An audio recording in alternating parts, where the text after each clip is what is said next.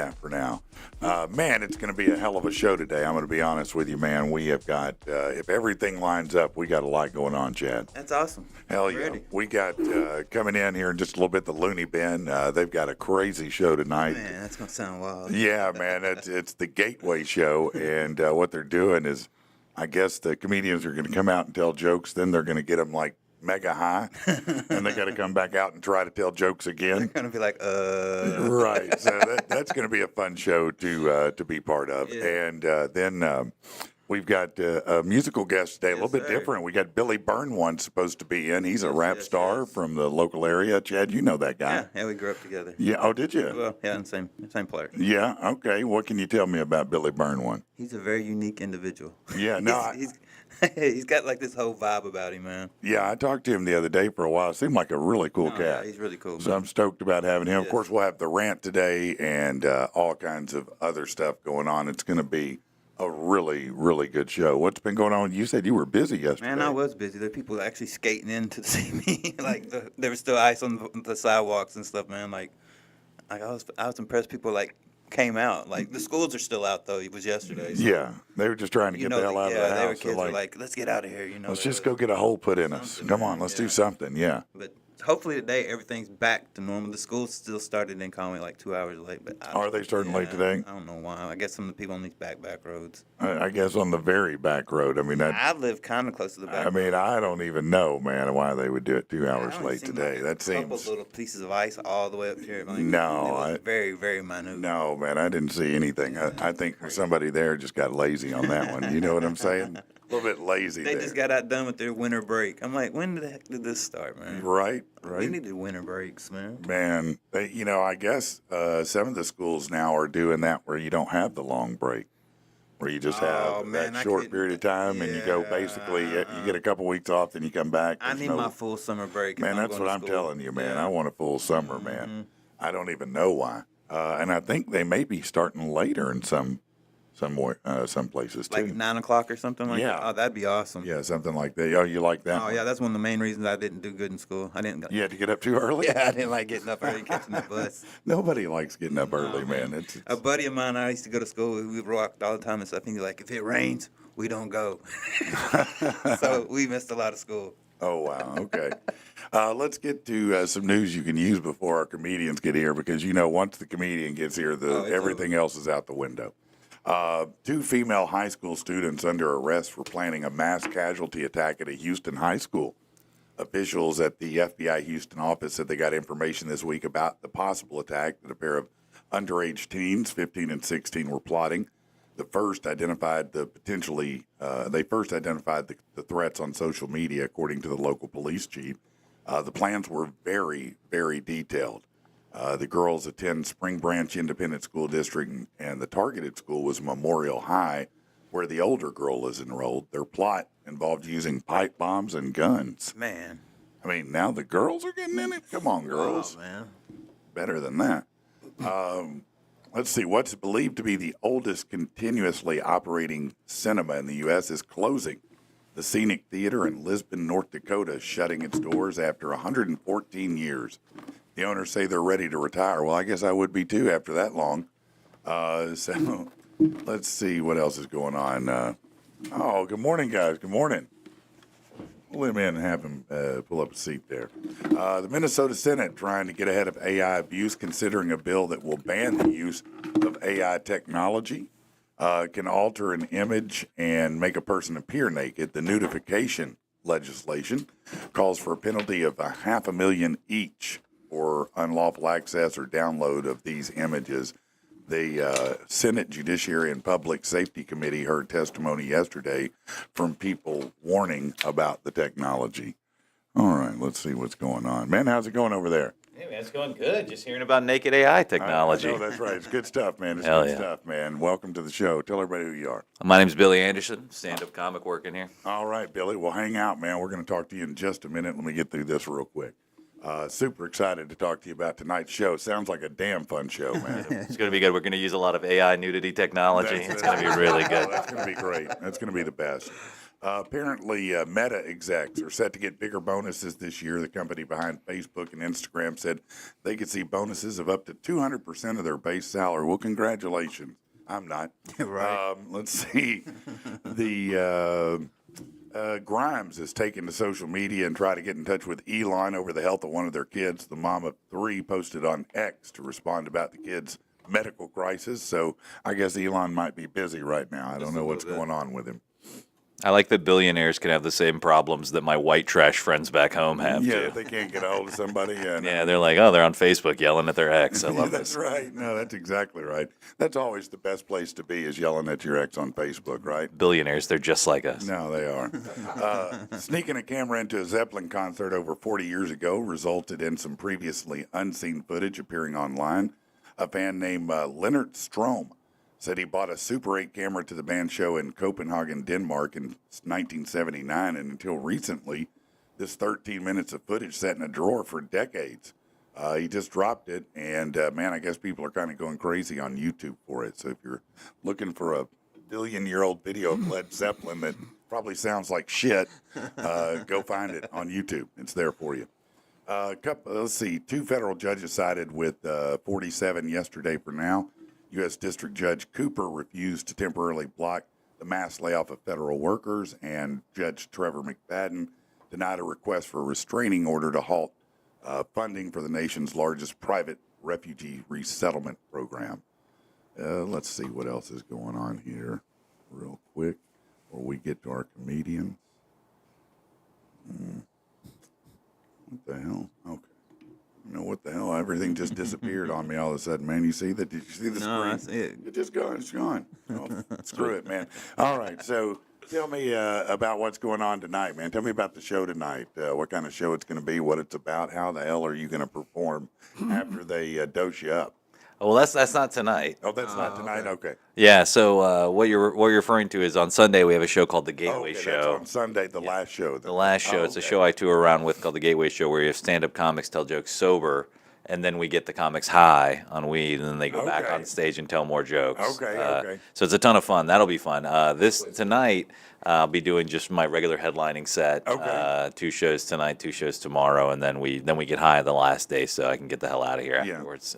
You sound like, your voice sounds like you've done broadcast work. Were you ever in broadcast? I had a horrible speech impediment as a child. Did so you That really? was what it was. Yeah, exactly. Yeah, I truly did. And so they would give me candy when I'd say words right. So now I sound like this. I don't know. No, that's fantastic, man. Well, tell me about your comedy career. How did you get started, man? I started in actually at the Looney Bin in Wichita, Kansas. Oh, I okay. did 2 open mics right after I was working. I was working for a telecommunications company, and I got my GED when I was in high school. I just dropped out and was like, I'm gonna go work. Yeah. And I worked my way up at a telecommunications company, and I'd always have people go, "Oh, you're a good example of." You don't necessarily have to have a degree. And I would always say, yeah, I go, but if I ever get fired, I'm back to square one. Right.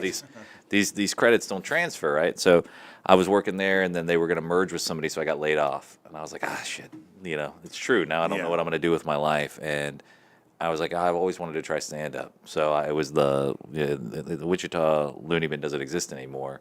But I went down to their older location and tried it and fell in love with it immediately.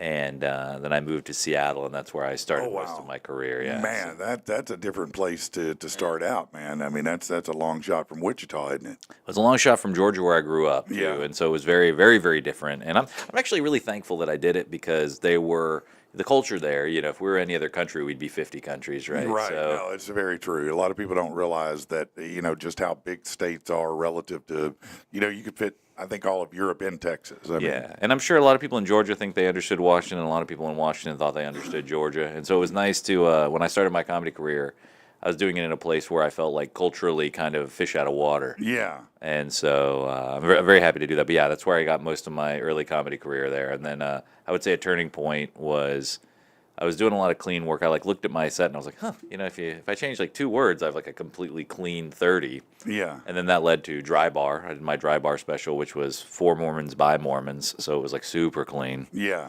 And I don't really do, if anybody comes this weekend, that's not what we're doing. But it was sort of an inflection point. So Yeah. it's been a fun career. So how long have you been doing stand-up now? I guess about 12 years. 12 years. Oh, Yeah. that's amazing, man. That's amazing.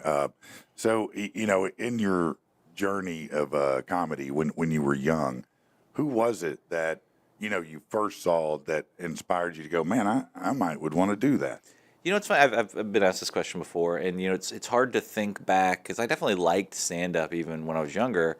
But I'm 38, and I would say a hard rule for 38-year-olds, like people around my age, is you have to give credit to Dane Cook. And I Yeah. know he's not No. culturally cool to give credit to, but you cannot underscore the significance of when he came onto the scene. Man, you know what? I appreciate you saying that because I think that, look, I did stand up for many years. I've done it for many years. And I've always said, if that's a douchebag, make me a douchebag, because the guy, look, he got a lot of hate because he came up a non-traditional route. Everybody was going the circuit. That's the way it was done. That's the way it's always been done. He came into MySpace and leveraged it into something that had never happened before. And as a result of that, he bypassed some of the things other comedians did. That pissed him off. Oh, They yeah. didn't like it. They thought he didn't pay his dues. But I thought that he was an innovator. And to be honest with you, other than Cat Williams, I don't know anyone who had better stage presence in their prime. A wildly powerful performer. Oh And- my God! and then What's the one in the round called? Vicious Circle. Yeah, that is a masterpiece of delivery. Yeah, it's we'll go back to that. I will say this though before I get too far off that though is I came up in the heyday of Comedy Central Presents where they would just air them for hours and Yeah, hours and hours right. and they would do like rankings. That's where Mitch Hedberg got really Yeah, popular yeah. was these rankings of where you could just sit around, especially when you're younger and you have the time to just be like I'm gonna spend 10 hours watching stand up. Right.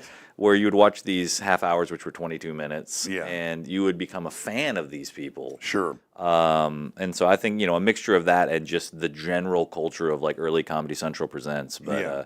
but Dane Cook's a good example. One of my favorite things to ask comics, and I would love to ask you two both your opinions on this as well. Is what percentage of stand up to you is performance, and what percentage is writing? That's a great question, man, because I would say they're very close to equal for me. I guess if I had to shade it, I would shade it that delivery ranks slightly above writing, but it's hard to say that. I mean, Yeah. you can be a great writer and not a great stand-up. Right. But if you're a great stand-up, more than likely you're probably a great writer, or at least you have a team who is. Sure. I know my answer, but I don't think there's any right or wrong answer. No, I what just is- think it's because I think it's like 80% performance. Yeah. Because I think if you're a good performer and not a good writer, you're a stand-up comic, and if you're a good writer and not a good performer, you're a writer. No, that is And, true. That is true. But I also don't think there's any wrong. I think it defines your taste in stand-up, your answer to that question. Because Yeah. I think Dane Cook's a good example. If you look at like his early stuff, Vicious, what is it, Harmful if Swallowed. Yeah. If you look at the raw writing of it, there isn't it's not. If, for example, a comedian I really like who I would say probably 80% writing is Gary Goldman, who's a Okay. very strong writer, but it's very just so. Yeah. And it's like it's wordplay and it's a lot of that. Yeah, That's Anthony not what, Jeselnik's, very a strong writer. Yeah, exactly. Daniel Tosh is a very strong writer. Man, I will say he may be, and I don't know if underrated is right, but in stand-up, man, his Happy People, I think is the name of the set, brilliantly I written. don't think it was in that special. It might have been, but there's a line that stuck with me that has affected my writing. Is he goes? I think he's talking about football players, and I might be misremembering this, but I know it's from the same special where he talks about how he's like, people say that you need to retire, and he's like, you're talking about Brett Favre. yeah, he's like, oh, should I retire? He's like, but you know how much they make on the practice squad? Right. He goes, I'm gonna Yep, play until I'm I'm doing old, and then that. you're gonna hit me, and I'm gonna turn into dust. Yeah. But in that same special, there's just a line he says at the end of it. He goes, "Am I a wizard? Have I always been a wizard? Well, then where is my demon?" And it's the weirdest thing I've ever Yeah. heard a straight-laced, straightforward comic say. And he says, he goes, "I like to start relatable and then get to the point where only one of you has any idea what I'm even talking Yeah, about." And no, it's stuck with me as as he's a mainstream comic to have such a weird alternative line in his special. I feel like that same principle is carried out by Jim Gaffigan. He just doesn't talk about it. I've always liked about Gaffigan, even though his style and mine are nothing the same, is that he takes the basis level item that everybody relates to and then just breaks it down further and further and further and further. Yeah, I think that I've always said with stand up, you can go one or you either start with a weird thing and you make people understand it and you make it relatable, or you start with a relatable thing and you make it weird. But if it's relatable to relatable, it's hacking. If it's weird to weird, it's not comedy. So tell me about who is a comedian today that's really hot that you're like, man, I really like what they're doing. It's really impressing me. I will say this. I am so happy to see the mainstream success of Nate Bargatze right now. Okay. I will say that he's always been phenomenal. And the Yeah. fact that he's becoming a household name is like he was on SNL and he's considered one of the better modern SNL hosts. Yeah. And he's always been so good. He is a very good comic. And clean without making a point of it. Yeah, It's just no. who he is. And I think that's the way Gaffigan is. Brian Regan is that way. I always liked him in that same vein. When people say they're not super into stand up, or people they're like, I don't know, I'll show Brian Regan's his whole bit about going to the hospital. Yeah. Is I think one of the best chunks of stand up comedy in history. Yeah, no, he's phenomenal. He's phenomenal. I think about it all the time where he's like, you ever had to drive yourself to the hospital? You're It's right. just such a great bit. Yeah, no, it is. Why is there not valet service at the hospital? Yeah, no. It's just he's amazing. Yeah, so I like him. As far as maybe some names that aren't as well known, I just recently moved to Colorado. I'm just going through a breakup, and I was like, where do I want to live? And I just chose Colorado. First time I've ever moved somewhere just because I wanted to be there. That's kind of cool. I stayed in Denver for a little while, and Colorado Springs area, and man, words don't describe. You can't see it in a picture and understand until you drive into Denver and you see the mountains, and you're like, "Oh my God, this is One of the most amazing." beautiful places in the country. Yeah, but it's crazy. But they have a lot of really phenomenal people that are living out there right now. But there's a comic named Ben Roy who's really phenomenal. David Bory, who was the voice of Comedy Central for a while. Okay. They're all out there. Yeah. A lot of really phenomenal working comics that probably don't even claim it. They probably say they're in LA, but they're in Colorado. Right. Yeah, everybody says they're in L.A. Who is right now the GOAT? Ah, God, that's a hard. I mean, It's a tough question. I isn't think it?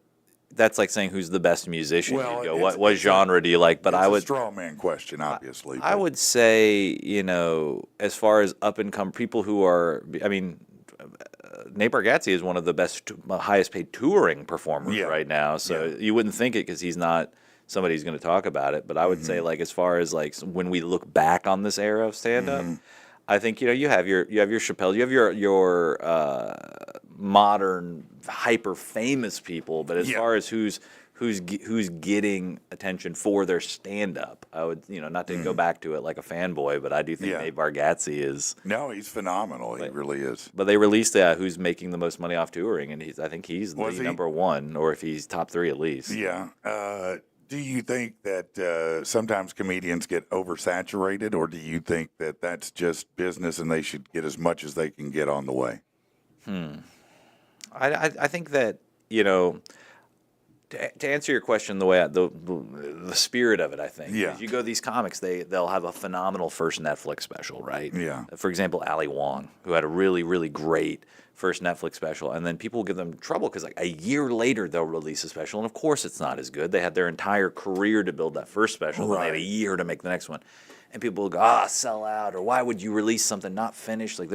Netflix has been horrible by that, where you watch some stuff and you go, this wasn't fucking ready to release, right? No. But I think that if you ask me, if you slid over a check to me for $1 million and you went, will you release a bad comedy special? I would go, absolutely I will. Well, no, right. We all have a number, No, so. that's true. That's true. So I think on the one hand, I would love for the art of stand-up to be respected to the point where where you watch a Netflix special, you go, they would only release good stuff, But the reality is their job is to get people to listen. And while you're hot, you should be putting out stuff. No, I mean, look, Adam Sandler, he did a movie deal with Netflix, and at least 3/4 of those movies were ass. You didn't like Hubie Halloween? Hubie Halloween is at least better than whatever the 6 thing is. Or what is that called? The The one with the cowboys and Indians. Oh my God, it's so bad. Oh yeah, I know what you're talking about. It's- Yeah. I tried twice to get past the first 15 minutes and couldn't make it. It was absolutely brutal.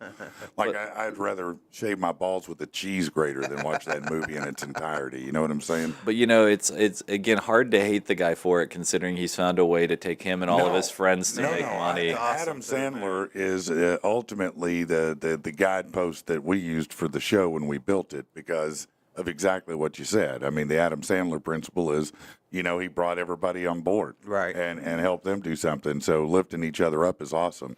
And he has some of my all-time favorite movies. But he also makes some of my all-time least favorite movies.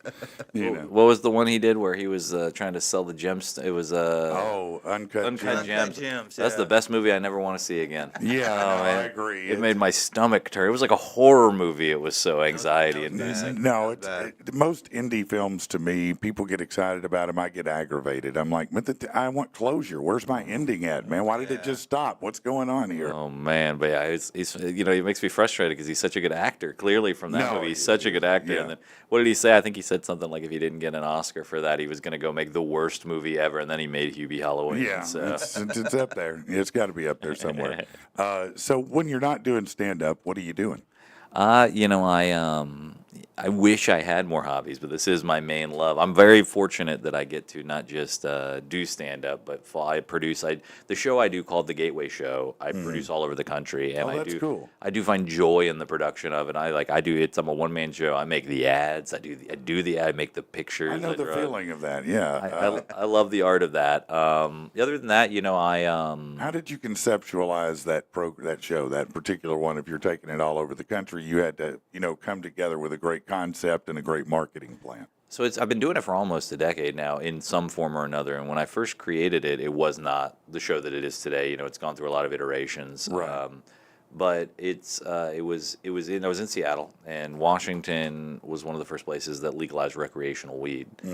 Same with Colorado. And so when we had done it, I was like, we had to find a way to incorporate stand-up into this. And we did a thing. I think it was on the first 420 after they recreationalized weed, and it was called Battle the Baked, and we had stand-up comics doing a competition while high. That's great. Yeah. And it was fun. It wasn't what this ended up being, but yeah, it ended up being fun. And then we were just trying to find ways to get people's attention on stand-up. 'Cause that's the thing, and nobody's Sure. anybody in stand-up till you're inarguably somebody. And Right. so trying to come up with a cool concept that makes people go, oh, maybe I'll go see a special event. Yeah. And Well, so, it's an interesting idea. It's intriguing, and the first time I did it, I think I booked 8 comics, and it was me and then 8 comics doing 5 minutes each, and then no intermission. And it was just like a constant stream. Okay, now we do 3 comics. We do an intermission, and the intermission is kind of the communal aspect of it because we're at a club where they have a liquor license. Even if it was recreationally legal, you're not going to be able to mix those two things. Right. So we do the intermission, and then we, see no evil, hear no evil, leave the club, Right. leave the premises. Yeah. And then what you do is between you and God, right? Right. And so people go and they get high communally, and then they come back at the same level of high, and they get to watch the show. And it creates a cool vibe because the first half of the show, we just trick them into watching a traditional comedy show. Right. Just regular stand-up. But they're watching like this because they want to see how different Well, you are. Right. They're taking notes this time. And then second half, they get high, they get silly. They're all, again, very similarly high together. And then the Yeah. second half of the show, we just get we get a license to be silly and funny and weird. To be dumb. Yeah. Yeah, so to be to dumb. speak. And as people go, is it a weed show? I go, this is a stupid show. It's very different. Yeah. It's supposed to be, though. It's meant to be, and I think we get a great audience because the kind of people that are willing to come to a show that dumb are going to watch with open arms. They're going to have fun. They're embracing They're it. not pretentious. It's Yeah. not a pretentious show, and so I'm very fortunate I get to do that. And the last 20 minutes of the show is just pure crowd work, and Right. And it makes sense that it would be. It should digress to that by the end. Yeah, no, that's perfectly suitable for that ending, I would imagine. But it's my favorite thing I get to do. I love headlining, but I would say that most of the show is me anyway. I do time up front, I do time in the middle after we get high because Right. I get high too. I didn't used Yeah. to. Pre-pandemic, I would stay sober, but then after the pandemic, I was like, I'm just gonna Are you enjoy life. a weed enthusiast now? That's the funny thing. Not really. No. I'm aware of it. I'm in the industry, of course, because of this Yeah. show. But and I say it on stage. But I have never developed a tolerance to weed. I've been smoking fairly regularly for a decade. Yeah. And as I say on stage, I've never gotten better at it. I've just gotten more used to being bad at it, Yeah, which no, is I not understand a that. skill. That's so. funny. Yeah, no, I'm one of those people who probably, like you, have never developed a tolerance. I've been smoking for my whole life practically, but well, I did. I tell the story. I did quit for about 17 years when my son was born because I had to get a job where I peed in a cup. You know what I mean? Yeah. And that's part of life, But so I was out of the weed game for a long time, but it did change over time. And when I came back to it, I was not prepared for that. Man. Oh You yeah. know, when I my buddy, I said, hey man, I need you to get me some weed, and he goes, you want Reggie? And I'm like, I don't know that dude. Has he got a good deal? What's going on? And he's like, no, it's a regular or the good shit. I said, oh, bring me the good shit. But I was used to 3 kinds of weed. Dirt weed, the regular, and then occasionally you might get something they called skunk or Christmas tree or something more dank. But normally it was pretty mid. Now, man, one hit really exists now. It's hard to get bad weed now. It is. It really is. I almost miss getting bad weed and feeling ripped off. I Not made me. the other weed better. Somehow. Not me. So I feel like before when I was younger, it would always be like, oh, we're trying to find good weed, and now I'll go to a dispensary. I'm like, what's not going to blow my face off? Right. Yeah. I want some of that death. Yeah. What's not going to prevent me from getting out of the house today? This is a 1,000% THC, and I'm like, I'll take. Yeah. That's awesome. I'll take a hal. Can you smoke it, and then I'll just walk in the room? Yeah. No, I just breathed it off of you. Yeah. We just had the other day on the show, we had a CBD expert and a marijuana expert both in here, and we're talking about how they do it now versus then, and what the differences are, and it's all of these terpenes that they enhance and bulk up in these plants. So the terpenes apparently are where it's all at. That's where they start getting into wine tasting territory when they're talking about weed. Where I'm like, I guess like Weed snobs. Yeah, it just depends. I guess some people are really into it, and some people just to give me something to smoke. it's craft beer Bud Light. You know what I mean? Like where I'm like, I fully respect and I love that there's someone who gives a shit. I am so weak. What does it matter? I feel you. It's all going to be the same result for you, basically. Isn't I it? mean, I drink well vodka for Christ's sake. Yeah. And so I hardly want to act like a What connoisseur. is well vodka? Is that Burnett's? What is Svedka. that? Svedka. Not even like Svedka is nice. Svedka, if you have a well vodka of Svedka, you're like, oh, I'm in a nice place. Okay, yeah. Burnett's, McCormick's, where you're like, why are these families so proud of what they're doing? I can't remember the name of it. During the pandemic, they took a lot of these, and I can't speak to the veracity of this, but this is what I was told, is your Burnett's, these low-end alcohols, they were taking those places that were making them, and they were they turned them into like hand sanitizers. Really? Which I'm like, that really puts into perspective the kind of Well, level of alcohol I've been drinking, where they're like, they're going to make hand sanitizer out of that now. Yeah. Like, that adds up. But there was a lower level of well vodka I found during the pandemic where I was like, I didn't know it got worse. Wow. But it was some of the gnarliest shit. After that, I was like, I'm going to drink Tito's from here on out. Yeah, no, Tito's. Yeah, that's funny, man. That's funny. So, are you just a stage drinker or a regular? I mean, what kind of drink do you like? I used to be a lot more of a drinker. Yeah. I talk about that on stage a lot, but I used to, it wasn't to the point where my friends and family had to come and talk to me about it, but it was, it was close. But I'll have a drink on stage, probably late show Saturday night. I'll probably be on one a little bit just to have fun, but, it's a lot the same way I mostly smoke for Gateway. I mostly drink for if I'm doing stand-up. Right. Well, I'm not a good drinker. As a matter of fact, I'm a really bad drinker. I just, I have no tolerance, and it takes nothing, and I don't really like it that much. I just every once in a while I like doing some shots, but that's about it. Oh, man, it makes my Southern come out. You give too many drinks to me, I just get more and more Southern. That is funny. That does happen to me too, because I've weeded most of that out of my voice, Yeah. But something happens when you drink enough. All of a sudden, I'll start saying things that. Y'all come on. I say some weird Southern shit. All of a sudden, I sound real Southern. A couple of shots sucks the pretense away, man. Man, really. it'll do that for sure. Yeah, you're like, oh, we're all equal in the eyes of vodka. It's facts. So, when you're on stage, what are some of the topics that you're passionate about that you talk about when you're doing your shows? Previously, I've talked a lot about growing up in the South. I Yeah. grew up in Augusta, Georgia, and so I talk a little bit about that. I talk a lot about alcohol. Right now, I'm recently, as of October, going through like I was engaged and then we broke it off, and we have a house between. So I've been talking a lot about what it's like to be having been engaged for years and then be back in the single world, Right. which And, is and if it's been years, boy, hasn't it changed? I mean, the internet changed a lot of things, hasn't it? the indignities of single life Yeah. are not lost on me. Man, it's amazing. My wife has a friend who has some kind of amazing. It must be. I'd like to call Guinness and see. I think she has a world record collection of dick pics that she keeps every one she's ever gotten in her phone. She got to make a mural. Yeah, she should. She should make a tapestry out of it. Or You know what something. she should do? If somebody sends her an unwanted dick pic, she should send them back a different dick pic. Yeah. No, I think that'd be great. Swap Just it out everybody like Pokemon exchanging them. cards. Yeah, gotta get them all.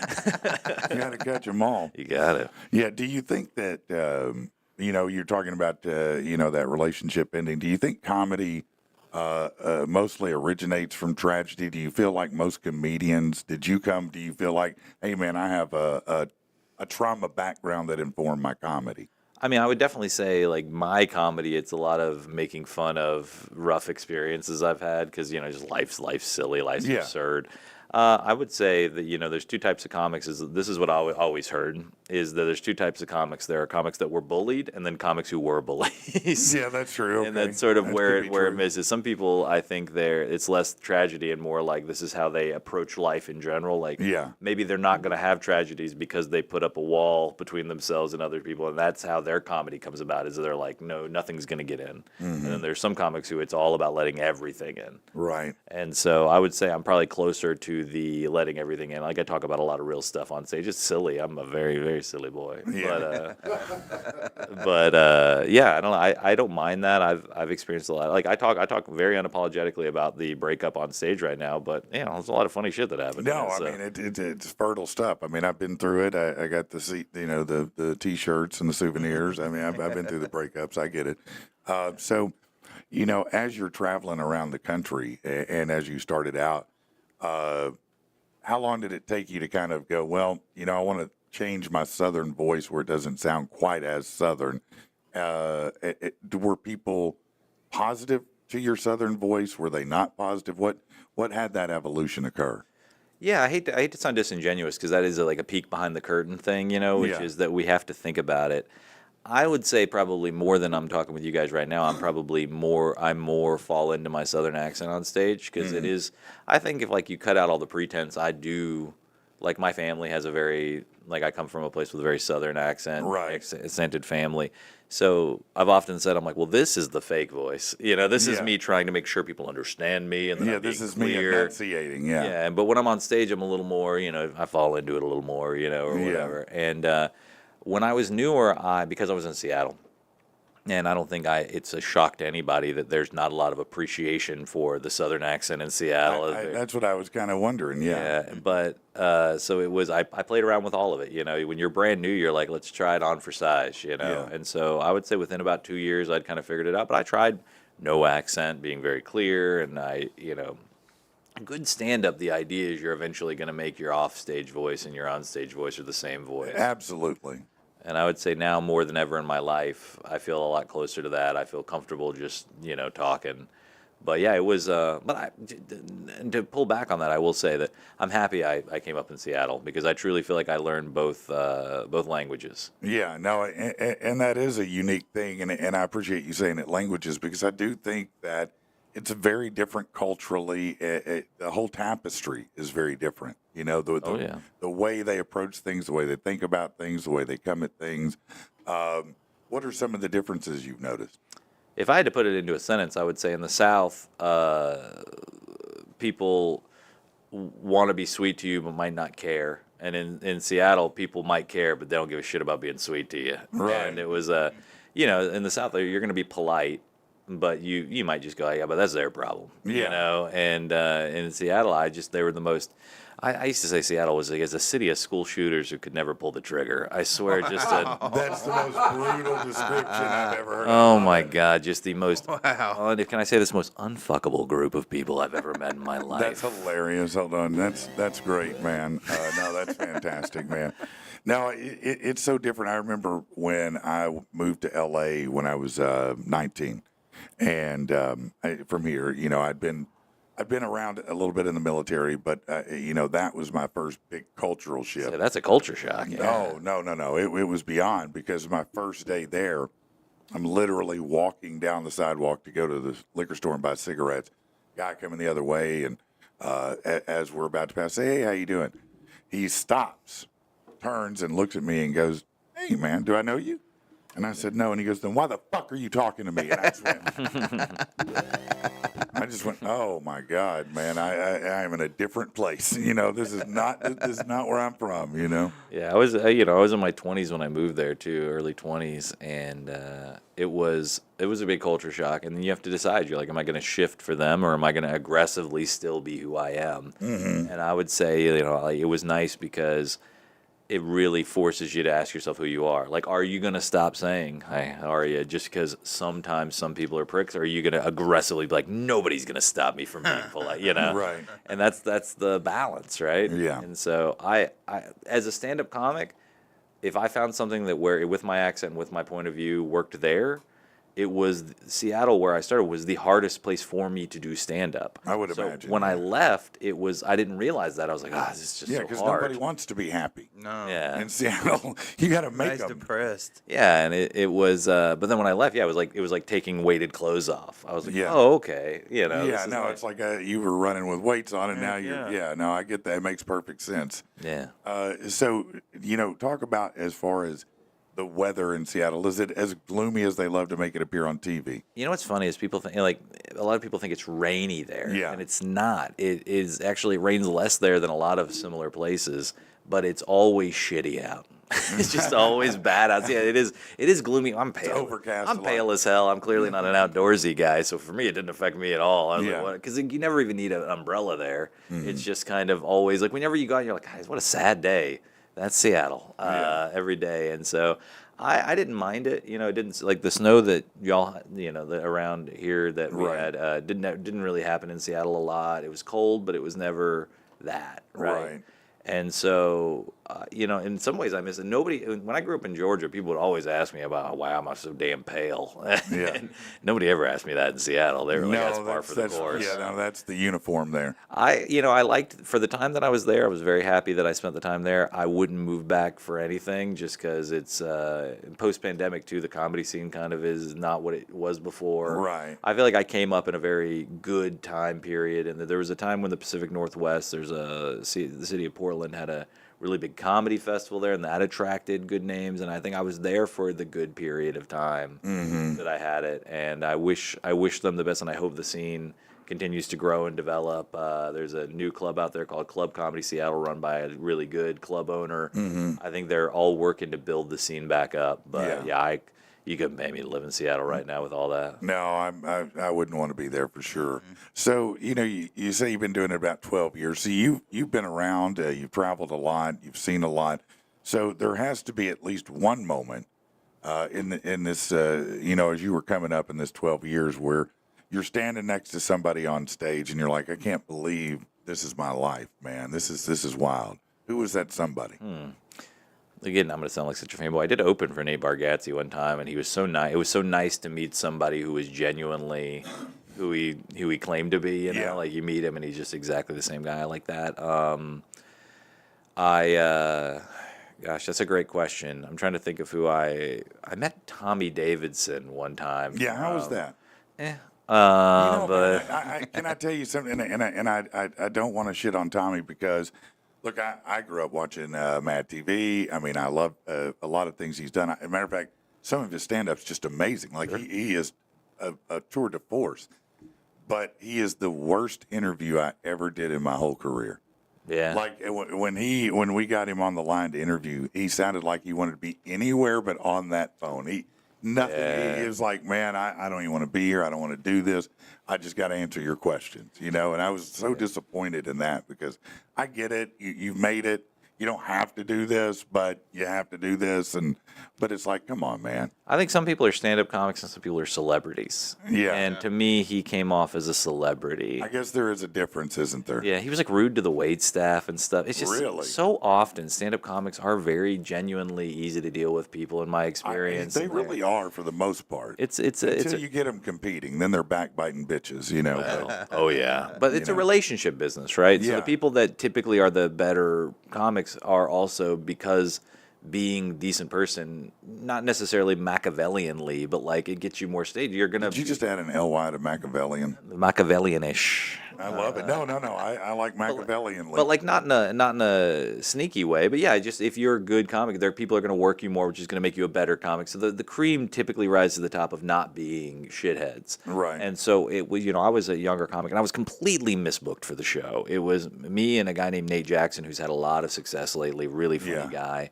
But it was me hosting it in the whitest era I've ever had. Like I'm just this young, plaid wearing white boy comic. And then I was opening for Nate Jackson and then Tommy Davidson. And I cannot express to you how little their audience gave a shit what I had to say. But that's hilarious. I did it. I was there. I was like, I'm willing to be ignored for the 10 minutes I need to host, whatever. I mean, people had their, like, it wasn't just ignored. Like, people had their chairs turned away from the stage while I was on stage. No, man. I mean, look, we've probably, most of us have been there in those places where they don't turn off the TVs or, you got someone over there on another side of the room with a jukebox going or shoot and pull or whatever it is, and you're trying to tell jokes, and it's the worst in those moments. Oh, but I was just misbooked. But I was still excited. I was like, oh, cool. I loved In Living Color, and I was very much there for it. And then he just like sort of kicked everybody out of the green room and was rude to the wait staff, and it was just sort of a weird experience. But but the reason I even bring that up is not to trash him. He is a celebrity, and he has if he chooses to act that way, that's on him. And if he gets no joy out of public and dealing with people, then that's on him. I would say I would hate to be rude to the wait staff, and it would hurt me in my soul. It would psychically hurt me. I couldn't even leave if I did that. I had to apologize until I got right before I left, man. But I say that because in my experience, that's the one bad experience I've really had with the headliner. Almost everybody else has been phenomenal. There's a comic named Rory Scovel who's phenomenal, and I would say like, I didn't know him pre-stand-up, but post-stand-up I knew him, and I've had a chance to have run-ins with him that were very like, oh my goodness, Yeah. I would say another comic, just to name names, is I met Maria Bamford, who's really phenomenal. But the thing is, as a comic, and I'm sure you'll understand this too, is that like you don't want to meet people till you're peers with them. You know what I mean? You want to meet people on the field of we're working together. Yeah. Because otherwise, I just feel like Chris Farley being like, "Oh my God, right? You're so cool." Like what do I have to say to these people? When you work with them, you can at least talk to them on the field of like we're not peers, but we're co-workers. Fellow comedians, yeah. So meeting Maria Bamford was nice because I was in a festival called Bumbershoot, which was a Seattle music and comedy festival, mostly music, mostly art, some comedy, right? Yeah. And the artist passes were the same for Maria Bamford and celebrities. Janine Garofalo was there, but we all had the same artist pass. So I got to just like take my artist pass, and I was just sitting in the green room, like trying not to be like make myself not known, just sort of people watch. But I was talking with this guy, and we had like a really great talk. He was a painter. Yeah. And I was having this great chat with him. Come to find out, it was Maria Bamford's fiance, now husband. Oh, okay. But I got to meet her that way, which was a lot nicer to like have a genuine conversation with somebody I wasn't nervous to talk to, and her be like, "Oh, come meet my wife or come meet my fiance," and I'm like, "Oh God, yeah, hi, Maria, great to meet you." But it was a lot nicer than just having some excuse to come up and bother her, to hold her emotionally hostage in a conversation. You know? No, I get that. We've all been in that boat before, so I completely understand that. What is What are one of your favorite cities to play in that people wouldn't expect? Favorite cities to play in? That's a good question. Let me think. I went down to Indio and Palm Springs and things like that were unexpectedly nice. Yeah. I really I love going back to my hometown and performing too. I wish my hometown had more stand-up comedy. In Augusta, Georgia, there's no comedy clubs. There's not really a scene to speak of. But when I go back there, the love I get from being the one guy from Augusta, Georgia that's doing it, has been phenomenal. And I would. It's right in between Atlanta, Columbia, Charleston, all those places. So I just wish we had more stand-up comedy happening there. So when I went back, it would be something where I could just go and have local openers and things. Yeah, no, I understand that. We're going to take a quick minute right here. Let me first do this. If you're looking for a vehicle, check out Fitz Auto.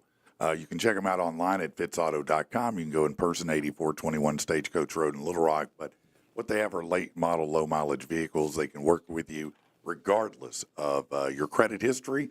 And they report to the credit bureau even though they're their own bank. So they're great to work with. Now, we're going to do the rant here in a little bit, but first, we've been missing him for a week now, and XFL Jim is back. So I want to give you some XFL Jim in your life, and then we'll be back to do the rant and continue our conversations. Here is XFL Jim. Hello there, folks. Patrick and the People Jim here to give you a nice little, it's been a good amount of time. We've processed the Super Bowl. We've processed the season. I'm here to give you some perspective and tell you that there is more football. Let's get into it, shall we, baby?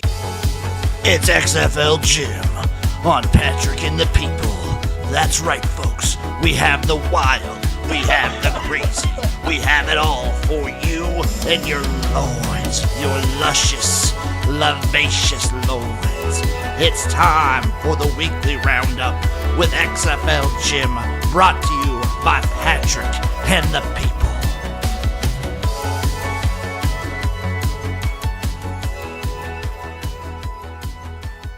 Start off, we got the Super Bowl recap. Eagles dominate the Chiefs. They spread open the Chiefs' defense and their offense and just boom, baby. Whole fist, no lube. That was the Eagles' definition. That was their MO this Super Bowl. Whole fist, no lube. The MVP should be the Eagles front office for the way they developed and put together this team. It was something to behold. Jalen Hurts, though, well-deserved. He looked fantastic. One of the best games he's had all season. Saquon, for the most part, kept in check. It was very obvious the Chiefs were very much just keying in on Saquon, and they just couldn't do anything defensively or even offensively. The Eagles' defense was mwah. They had every answer. They were blowing up the Chiefs' offensive line. And Kelsey did nothing. Xavier Worthy in garbage time did stuff. Pat Mahomes' worst game of his career. It's crazy that Pat Mahomes' worst two games are both in Super Bowls. That's kind of nuts, right? If you really just sit back and think about it, it's kind of crazy a little bit. But for the season as a whole, it was a fun time. The Chiefs lucked their way into the Super Bowl, only to get blasted by the Eagles, who are one of the best put together, one of the most dominant rosters that I can think of in a long, long time. Now, I want to look forward into the future for what does the NFL look like next year. There's a couple teams I'm eyeing. For you gamblers out there, there's a couple teams. Raiders, 100-1 for the Super Bowl.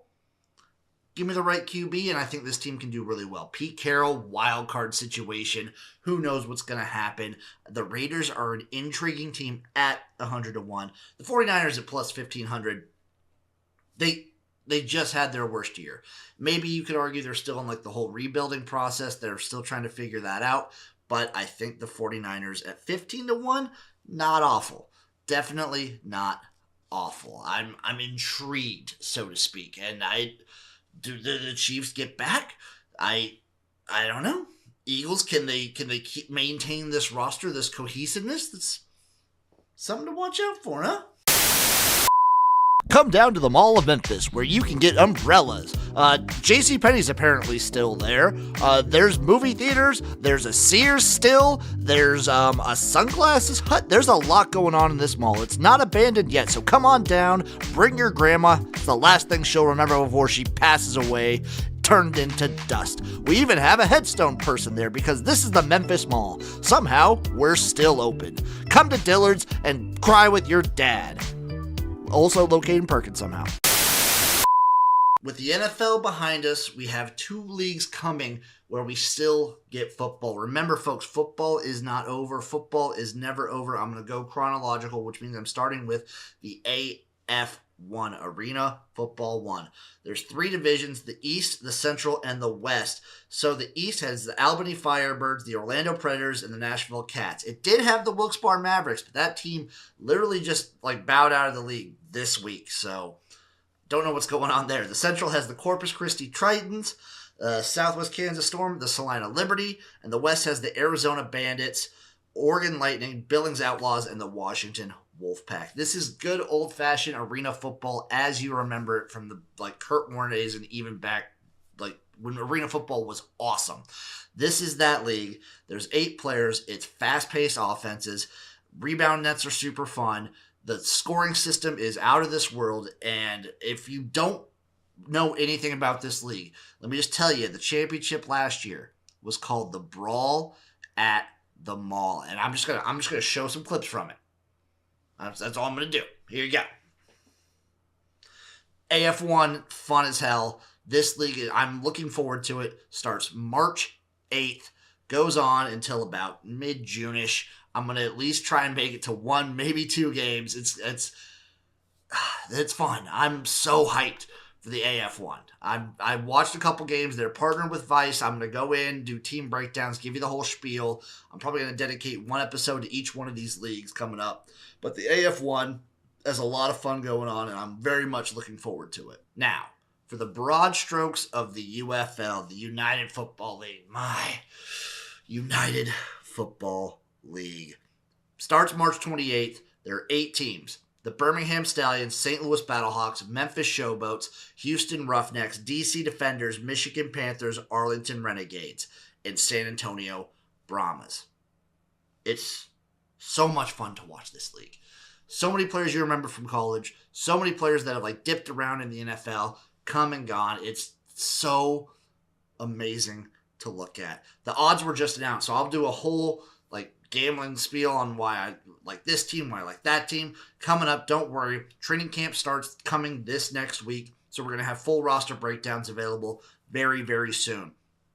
Now, the UFL differs from the NFL in some major ways. Before, I think a couple weeks ago, they were doing sort of a normal college-style kickoff where they just moved things back. If you watched the USFL a few years ago, you know what I'm talking about, that the NFL tried this last year, so the UFL will be doing something extremely similar.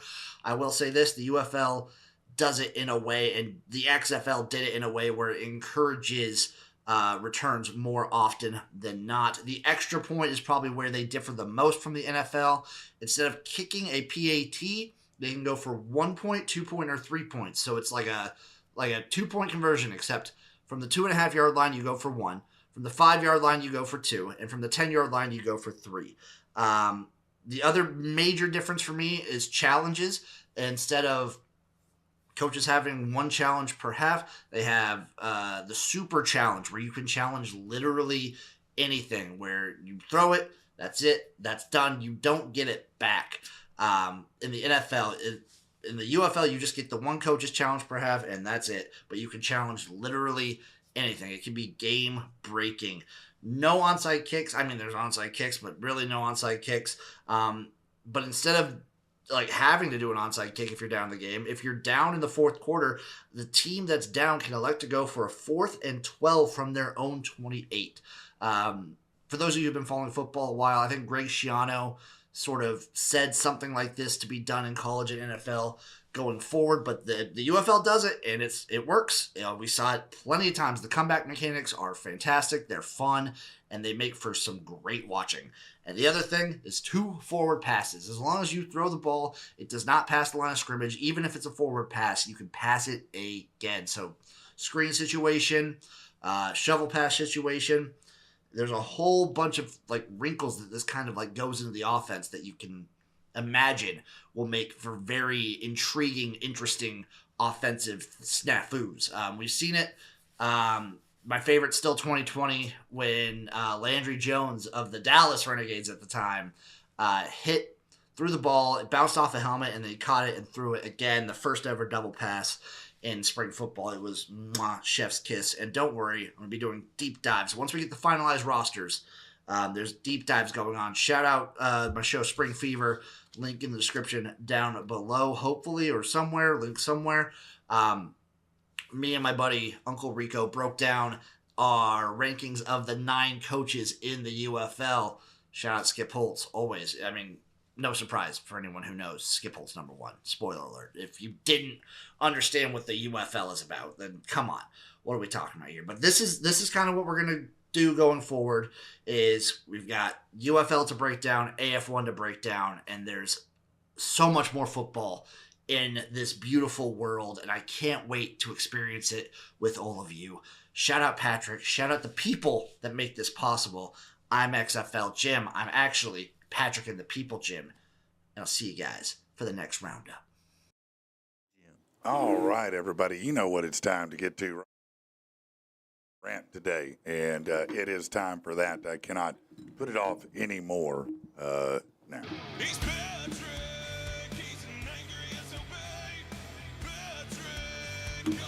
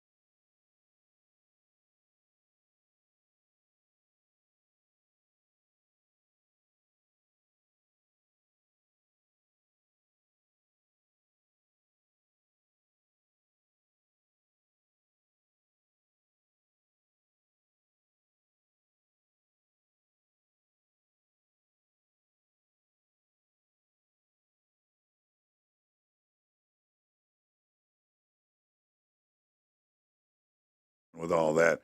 So let's get back to our guest at hand here. Hey, Yes. Can I say something? I love that you used the phrase "knuckle deep" on not the story about the woman who took 100 dicks. No, that is. I appreciate you. And if not you don't mind me missing that. critiquing it, if you don't mind me saying Oh, I so, love when it. you've Please. taken 100 dicks, it stops being a hoo-ha and it starts being a pussy again. All right, guys? Hello. Hey, Rich is saying we're completely muted. We're completely muted. Yeah, he Oh just my sent me a God. message. They're missing my amazing repartee. How could we be muted? I don't know why we'd be muted. It says he's muted. We can't hear You can't hear it? mm-hmm. I don't know what the the whole what the. rant. No sound is what it Oh my is. God, Really? we can recreate it. Well, we can do it again. I mean, we don't mind, but that's wild that we don't. Is everybody not having sound? Is it saying that everywhere? Hold on one second. Let me just look here. I don't know See what's going on. The mics are up, so all the sound is up. I don't know what the hell's going on here. Hold on one second. I hear you now. Oh, you hear us now? Thank you. Okay, so I don't know what just happened there. I don't know. I think guys got dumb ears. Yeah, well, we'll come back. We'll have to pick that back up here a little bit later. We'll pick the rant back up and do it again then. But we got to get back to our guests. So anyway, snafus happen. You know how it goes, people. So tell me what's next for you? Where are you headed next after this, man? I'm gonna be heading up to Colorado and Boston. I've got a couple more dates on the books for the show, Gateway Show, gatewayshow.com. If we're coming through anywhere cool enough to have us, we're happy to be there.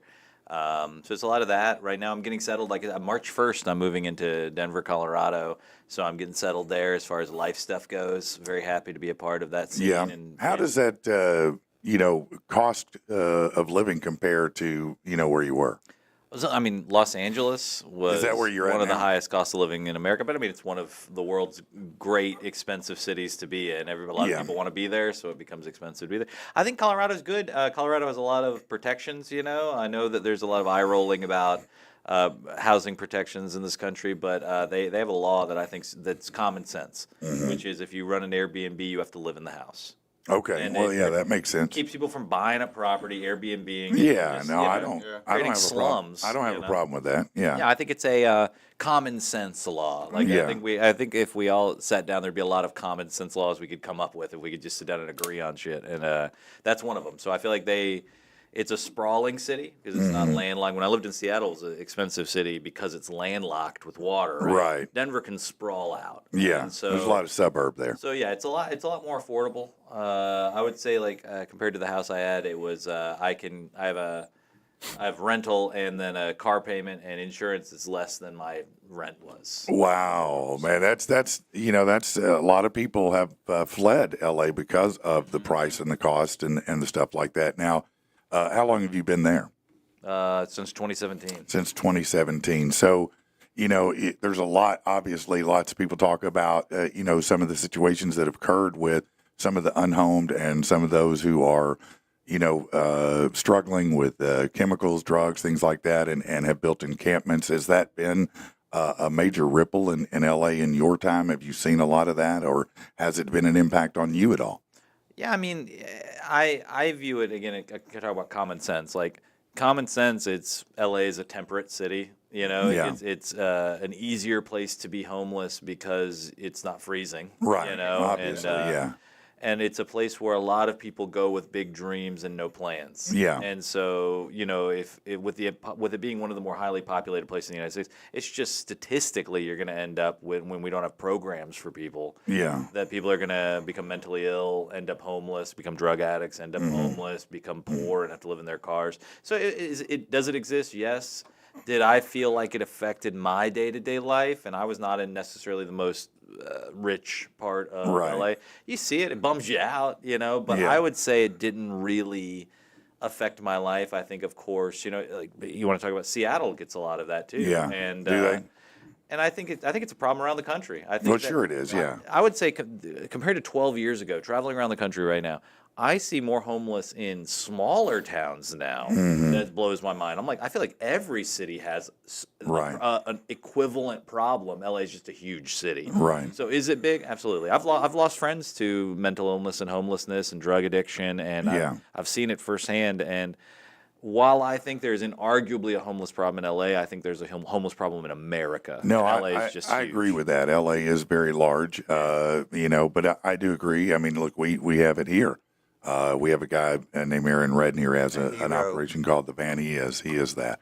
And he does everything he can to help our unhomed, so we do focus on that some here.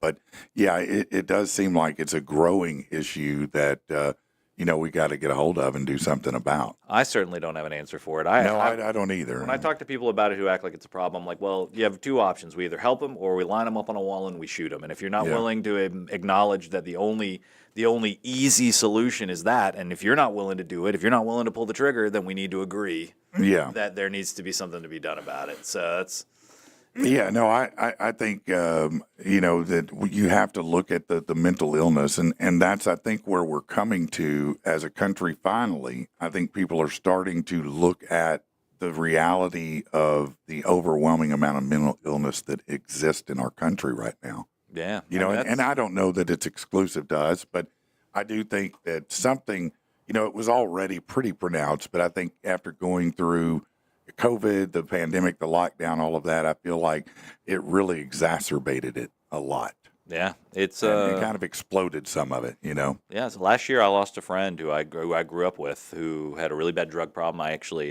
I grew up with him in Augusta, and I moved to Wichita, Kansas with him, which is for work. I was like, hey, come, let's get the hell out of here. Let's leave our hometown and let's explore, right?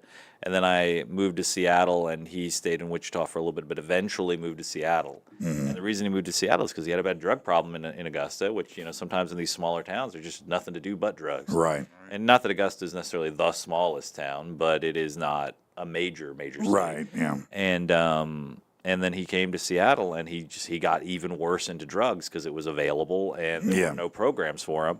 So he moved back home, and I didn't talk with him for a while because I was bitter about that. I was like, "I get your life together, man. Right. Like, I can't drag you around this country and do everything for you."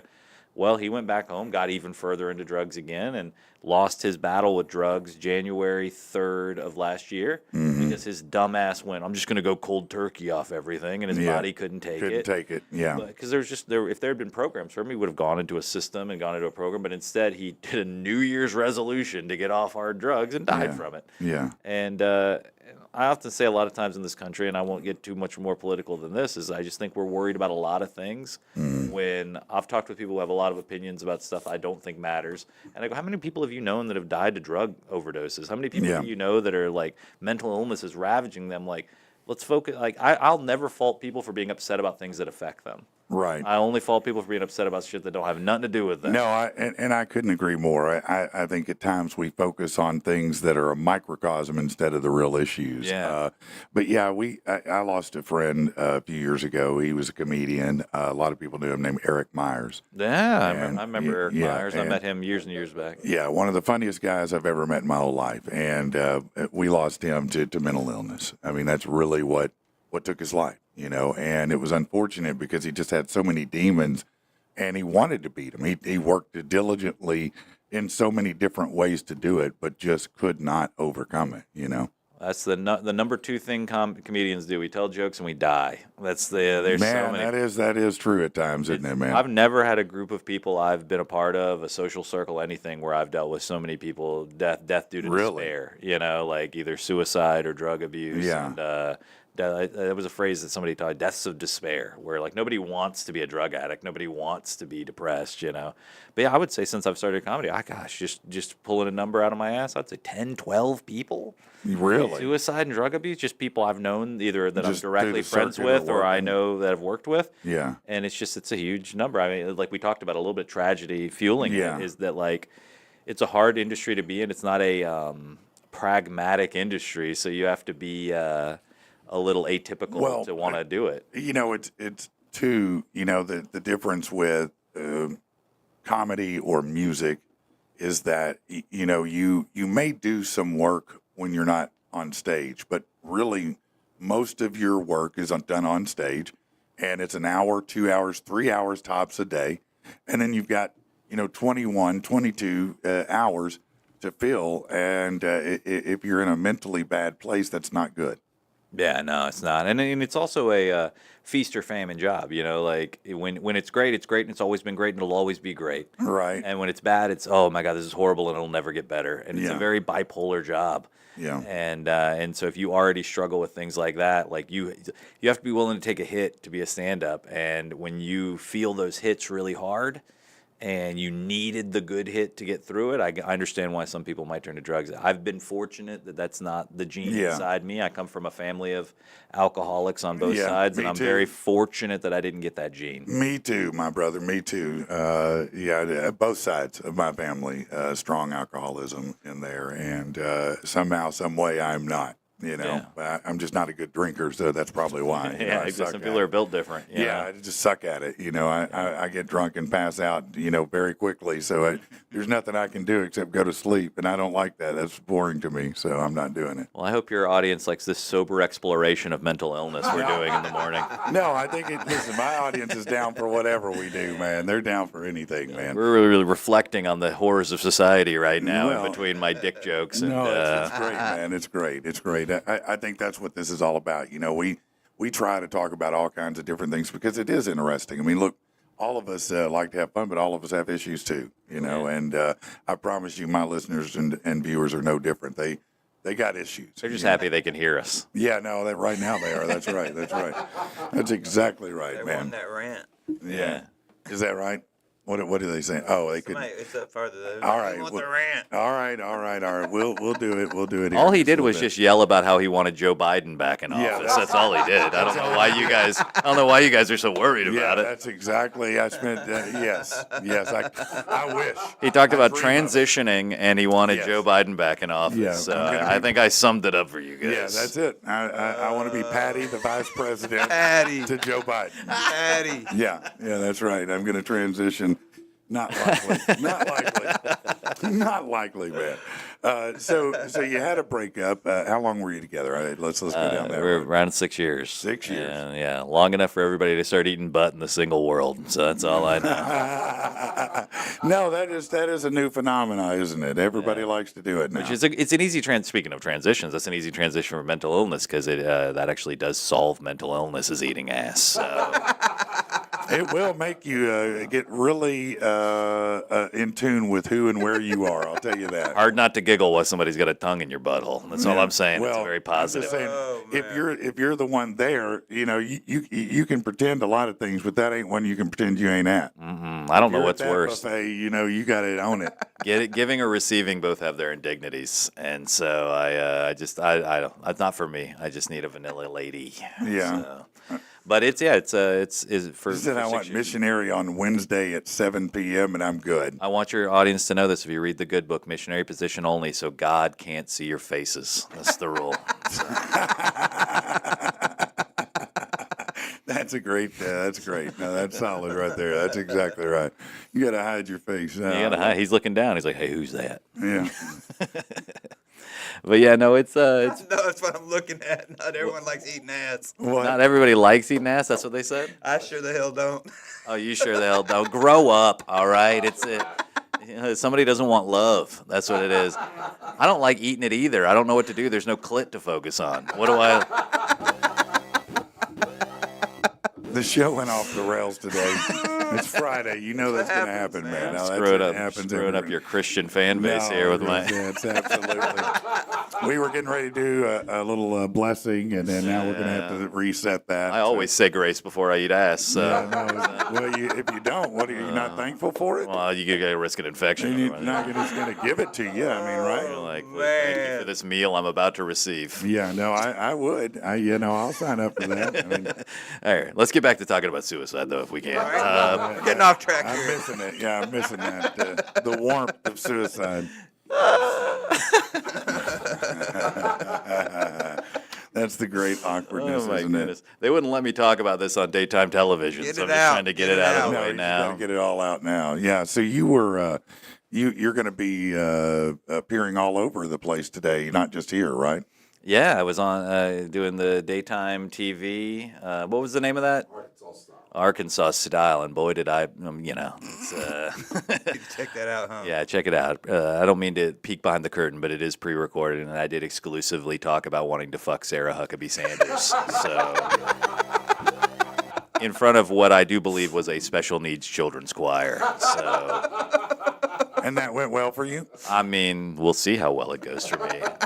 I told people to please send it to her, and a little preview. I did say that you guys, she's ugly. Now, she fixed her eye, so grow up. All right. Oh my God. I didn't even know. You said that earlier, and I wasn't even aware that she had an eye that was a little sideways. That's how good they fixed it. You don't even remember how bad it used to be. But Yeah, I boy, didn't even know, man. it used to spin in her head like a gecko. It Oh, was, man, that's great. That's great, like a roulette wheel. yeah, she's gotten a lot better looking. You know, ugly. I'd rather have fucked Mike Huckabee before her, because at least he would have looked me in the eye while we did it. Sorry, that's my angry Billy rant. No, I love it, man. This is great. Oh my God. Poor Sarah, you know. Oh yeah, I'm sure she's had such a rough fucking life. Won't someone please think of our governor? That's great, man. That is great. It is great. Yeah, no, you know what? I have an eye that it'll start lowering down. It's not my eyeball doesn't do anything, but my eyelid will start drooping. You got a lazy lid. Yeah, I got a lazy lid that happens when I get tired. You're like Forrest Whitaker in every No, way. Forrest Whitaker's always looking at two different directions, man. Yeah, no, he's got little bug eyes. Now, how you have to be great when you overcome that to become a famous actor. If you can overcome that, you know. Yeah, he wasn't exactly a sex symbol, so I think he's doing No, all right. no. Yeah, Forrest Whitaker's one of our great actors. Oh my God, yeah. Who do you love in film? What kind of movies do you like? Oh man, in film right now. Do you watch? Are you a fan of movies or more? I'm fan a of big TV? movie fan. Okay. I'll tell you a little secret. As I've had a bad habit in the last year of going and seeing movies for the first time on mushrooms, and boy, is that a mistake. No, that sounds I went and saw amazing. Nosferatu on mushrooms. No, I would and not do that. It was way too visual for me. The whole time I'm like, Yeah, no, that's a little too much, man. like I like that was my only tweet. I was like, "How was Nosferatu?" I was like, "I gotta stop seeing movies for the first time on mushrooms." Yeah. Great movie though. Great movie. Nicholas Hoult I think is amazing. He's going to be Lex Luthor in the new Superman. Yeah, And yeah. I was not always on board with him, but everything I've seen him in lately, he's been phenomenal. He was in a movie called The Menu. Did you see that one? I have not, but I saw the trailer for it. It looked was interesting. phenomenal. Yeah. He's an actor. I'll say that one thing I really like is some actors aren't willing to be douchebags in movies, Yeah. and I think he's really willing to like be an embarrassing douche. Yeah. And in The Menu, he was kind of a tool. Yeah, I think Will Arnett's good at that. I think that also being a douchebag. Who was it I was just thinking of? That Adam Scott, I think is his name. Adam Scott. See, Adam Scott. I'm a big Parks and Rec fan. He was in Yeah, Parks and Rec, and it was yeah. the first thing I've ever seen him be likable in. Yeah, He was no, always he's always an ass. a He was huge Derek douche. in Step Brothers, and that was the best. Yeah, he was all. I'll tell you a movie I really like from him. This is a deep cut. Is Hellraiser Bloodlines. You Really? ever see Hellraiser Bloodlines? I don't Horrible know. movie. I don't think I have. But he's a character in Hellraiser Bloodlines, and they keep Wow. trying to put him through different eras, and they just give him a different wig for every era. that's great. But if you've never seen Hellraiser, if you want a good bad movie, And I do love those. Hellraiser Bloodlines was, I want to say it was like the fourth Hellraiser movie. Yeah. And it kind of tells the story of the box, right? Yeah, right. Boy, is it bad. Man, you know what? I remember when that came out, and I vaguely remember, but I didn't know him at that time. Oh yeah, look, Yeah. it's a classic, high cheekbone Adam Scott Yeah. movie, and yeah, he's a complete douche in it. That's awesome, man. That's awesome. But I recommend it, but not because it's good. Are horror films your bag? Is that the thing you like the most? I do love a good horror film. I would say like I'm willing to take more of a risk on a horror film than I will almost any other film. And So when it comes to people are real different in the subgenres of horror because you have the supernatural, you have the slashers, you have more of the thriller suspense, the psychological. Sure. What's your bag in horror? What kind of movies are I would say I like almost all of them. I'm not a big slasher fan Uh-huh. because I just think there's only so many ways you can kill somebody. Right. But but there's like the Terrifier movies came out, and Yeah. they've kind of been a return to form for Yeah, slashers. definitely that. I like a good psychological horror. It's been a good few years for horror movies. Mm-hmm. I was saying 2024 was a great year for weirdo cinema. I remember I kept seeing movies in 2024 where I'd be like, man, that's the weirdest movie I've ever seen. Yeah. And then I'd see the next movie. I go, that's the weirdest movie I've ever seen. Between I saw what was the one with Emma Stone where she was like, it was like a Frankenstein. They put a kid's Oh, baby. Anyway, but that Yeah. was a weird movie. And then Yeah. I saw a movie called I Saw the TV Glow, which was presented as a horror movie and was a lot more of just a weird psychological movie. And then I saw The Substance, which was a bizarre. Have you ever seen The Substance? No, I haven't seen Well, that. that's a crazy movie. Demi Really? Moore is in it. She's phenomenal in it. But this last year was there's a lot of weirdo cinema and. But yeah, I like Talk to Me was in Oh, yeah, 2023. that's a That was good one. 2023, Yeah. and that was I thought that was like one of the better. One that I liked, but I like a lot of tension. There was one called Hush. Have you ever seen that? Hush was great. Yeah, Yeah, that's a good one. That was Mike Flanagan. I want to Yeah, say. Yeah, he yeah, was- yeah, I mean, yeah.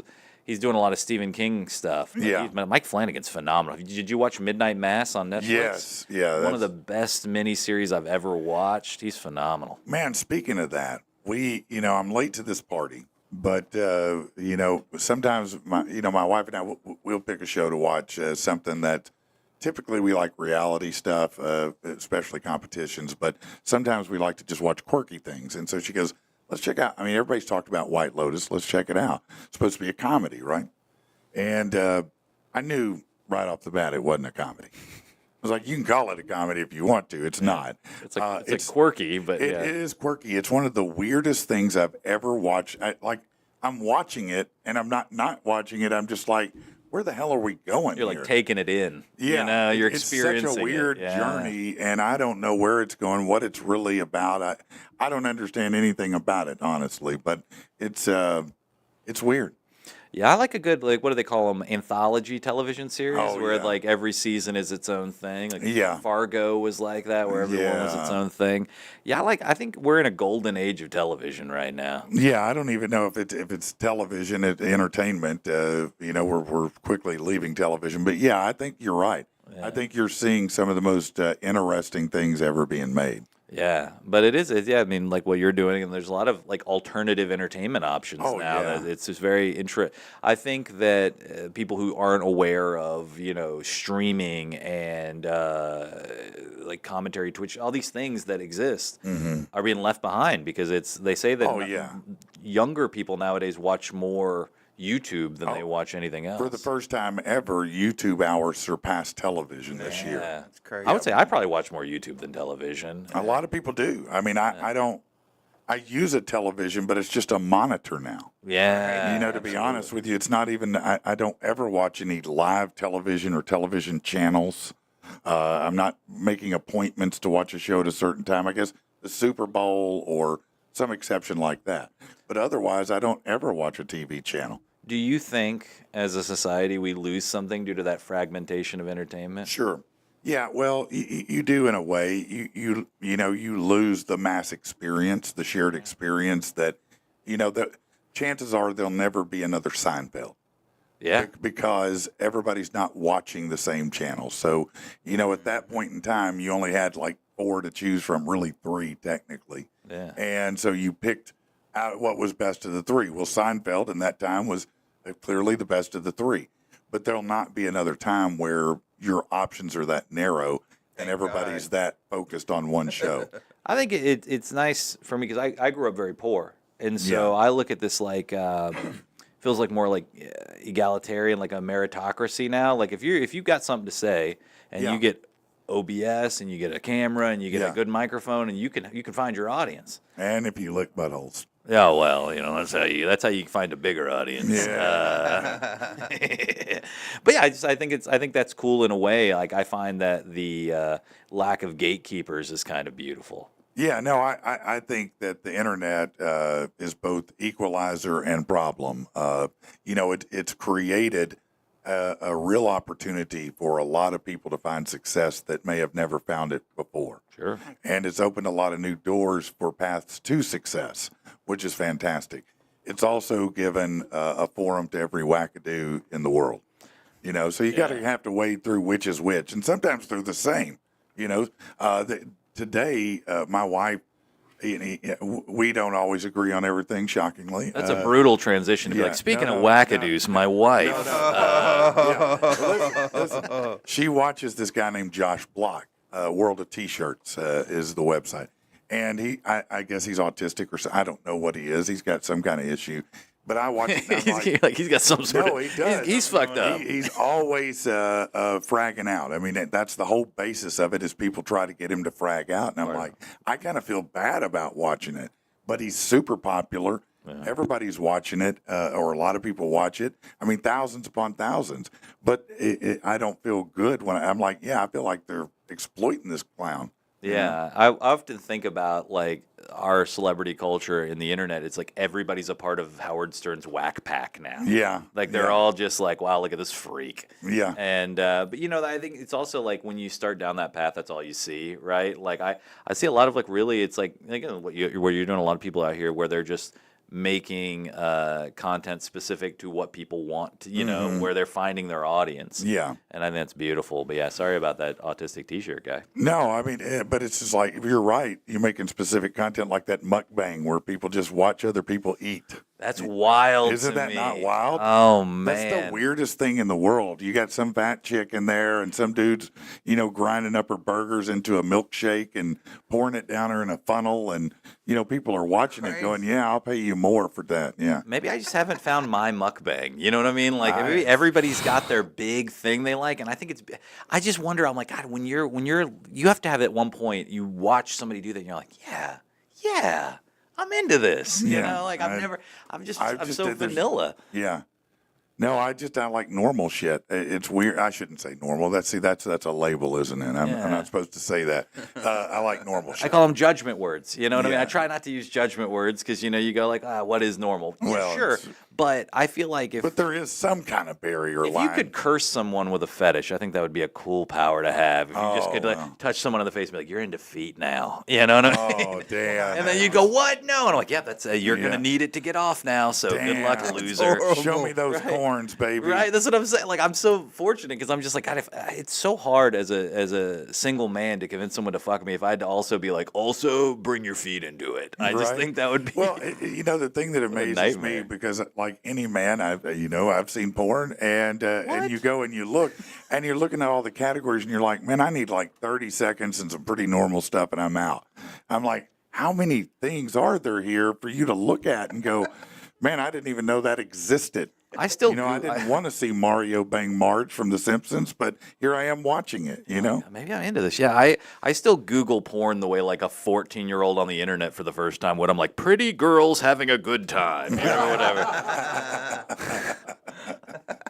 Yeah, no, that's the best. That's you know, like, oh, these two siblings are going to tear their family apart if they keep this going. So. Yeah, that's great talking about your porn searches. Tell us more. Well, Sarah Huckabee Sanders hasn't put out what I need yet. But if she can... Pre or post eye? Post eye is what you like? Well, now that she's fixed it, I like that, but I still long for the pre-eye, so that's why I look it up on porn. If I want post-eye, I'll just find her, but pre-eye, I'm like, memories. Yeah, because you could look at her and she'd be looking the other way at the same time. Looks like I'm really giving it to her. Yeah, She's no, just 'cause got it's one rolling. eye. Yeah, She's she's rolling got- around. yeah. At least the half of her Yeah, likes no, this. that's great, man. That's fantastic. Yeah, I'm going to be run out of here today at some point. The troopers are going to show up. They're going to cuff me. Go, you talked about Sarah, did you? They're like, I'm give us sorry. Billy. We've got to bring him to the governor's mansion. All right. So, again, when are your shows tonight? Talk about your shows this weekend. What are the times? 7:30 and 10, I believe, tonight. We have early show, late show tomorrow, 7:30 and 10, and then 7 and 9:30. Excuse me. Okay, 7 and 9:30. Listen, I just head there around 6, and they tell me when to go up. But yeah, so we got early show, late show these 2 days. The Looney Bin, Little Rock, and then Sunday.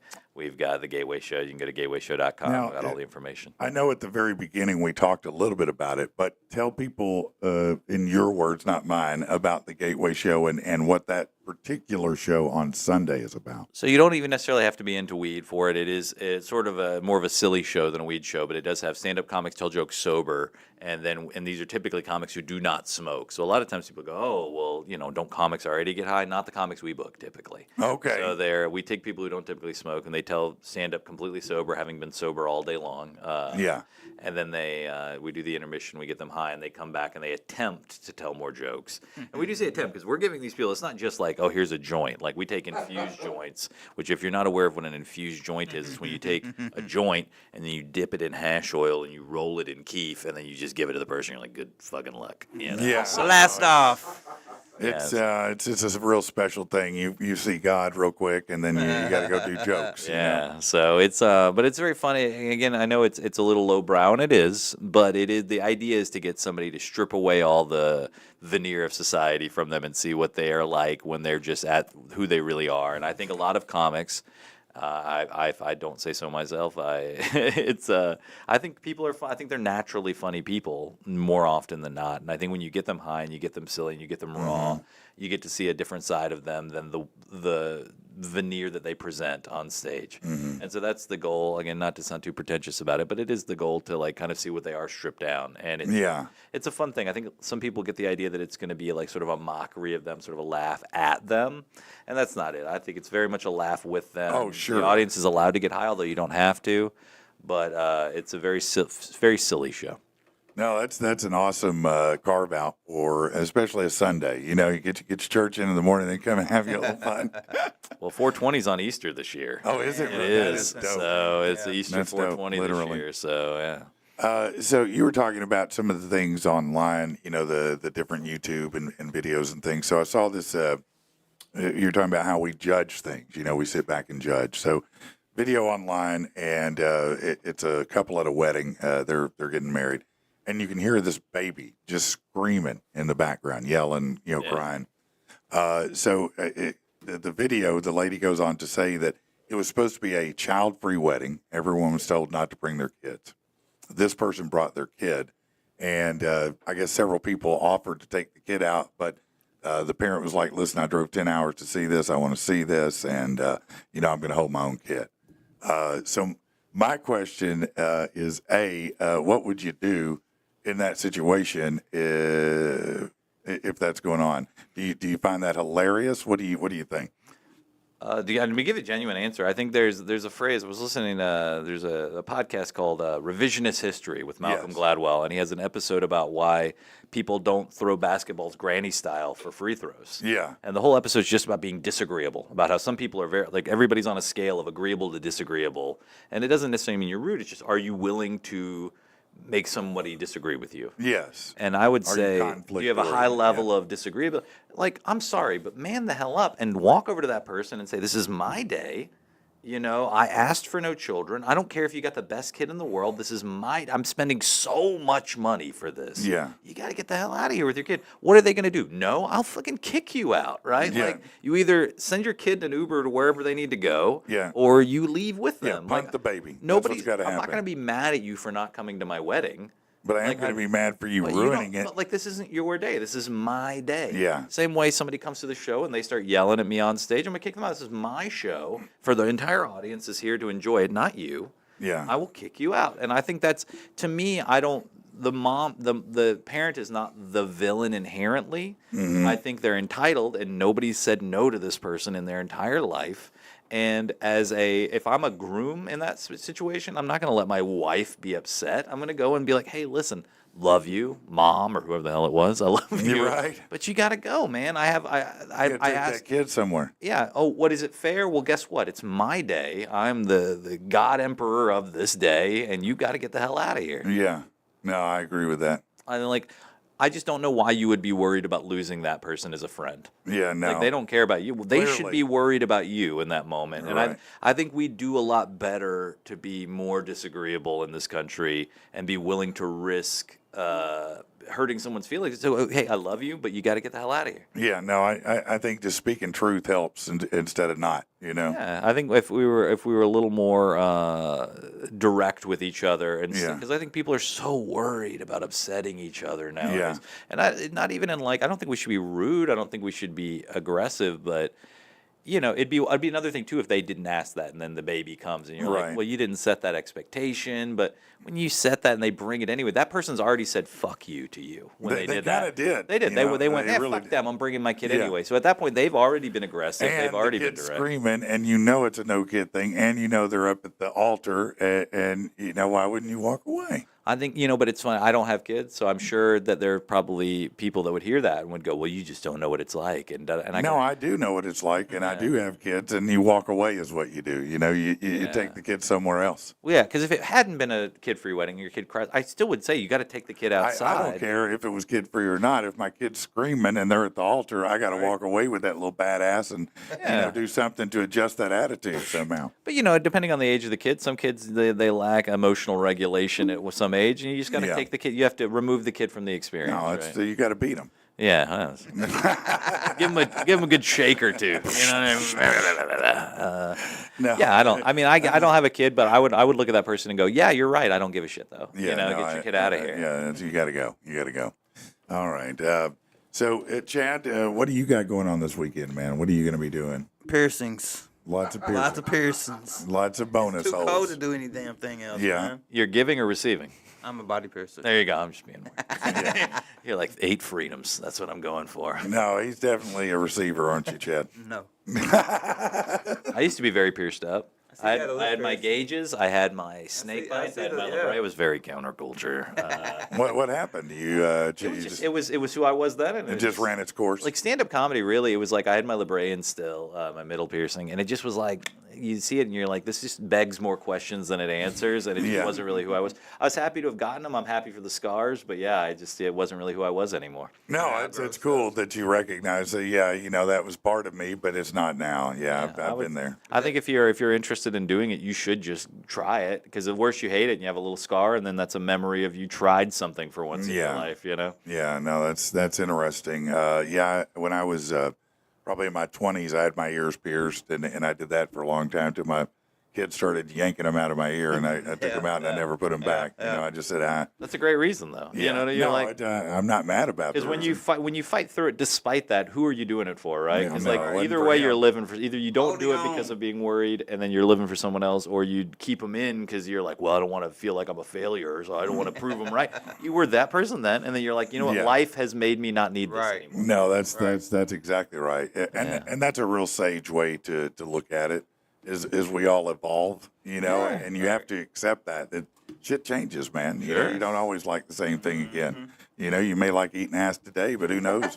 5 years from now, it may not be your favorite thing anymore. You got to get a piercing down there, so I have Yeah. something to focus on. Yeah, that'd be great. Yeah, do they do that? Do they do piercings in that area, Chad? We talked about that one, the gooch. The gooch. Yeah. Yeah. No, I didn't say do you do them. I No, said, no, do I'm just people saying. do Yeah, them? yeah. I mean, yeah. That's almost like a southern phrase. You're like, well, pierce my asshole, Yeah. Almost. Yeah. pierce my gooch. Yeah, my gooch. What a day. Yeah. Hey, what we've been having this debate in my house. It's the weirdest debate ever, but we're both comedians and we have kids too. What's a chode?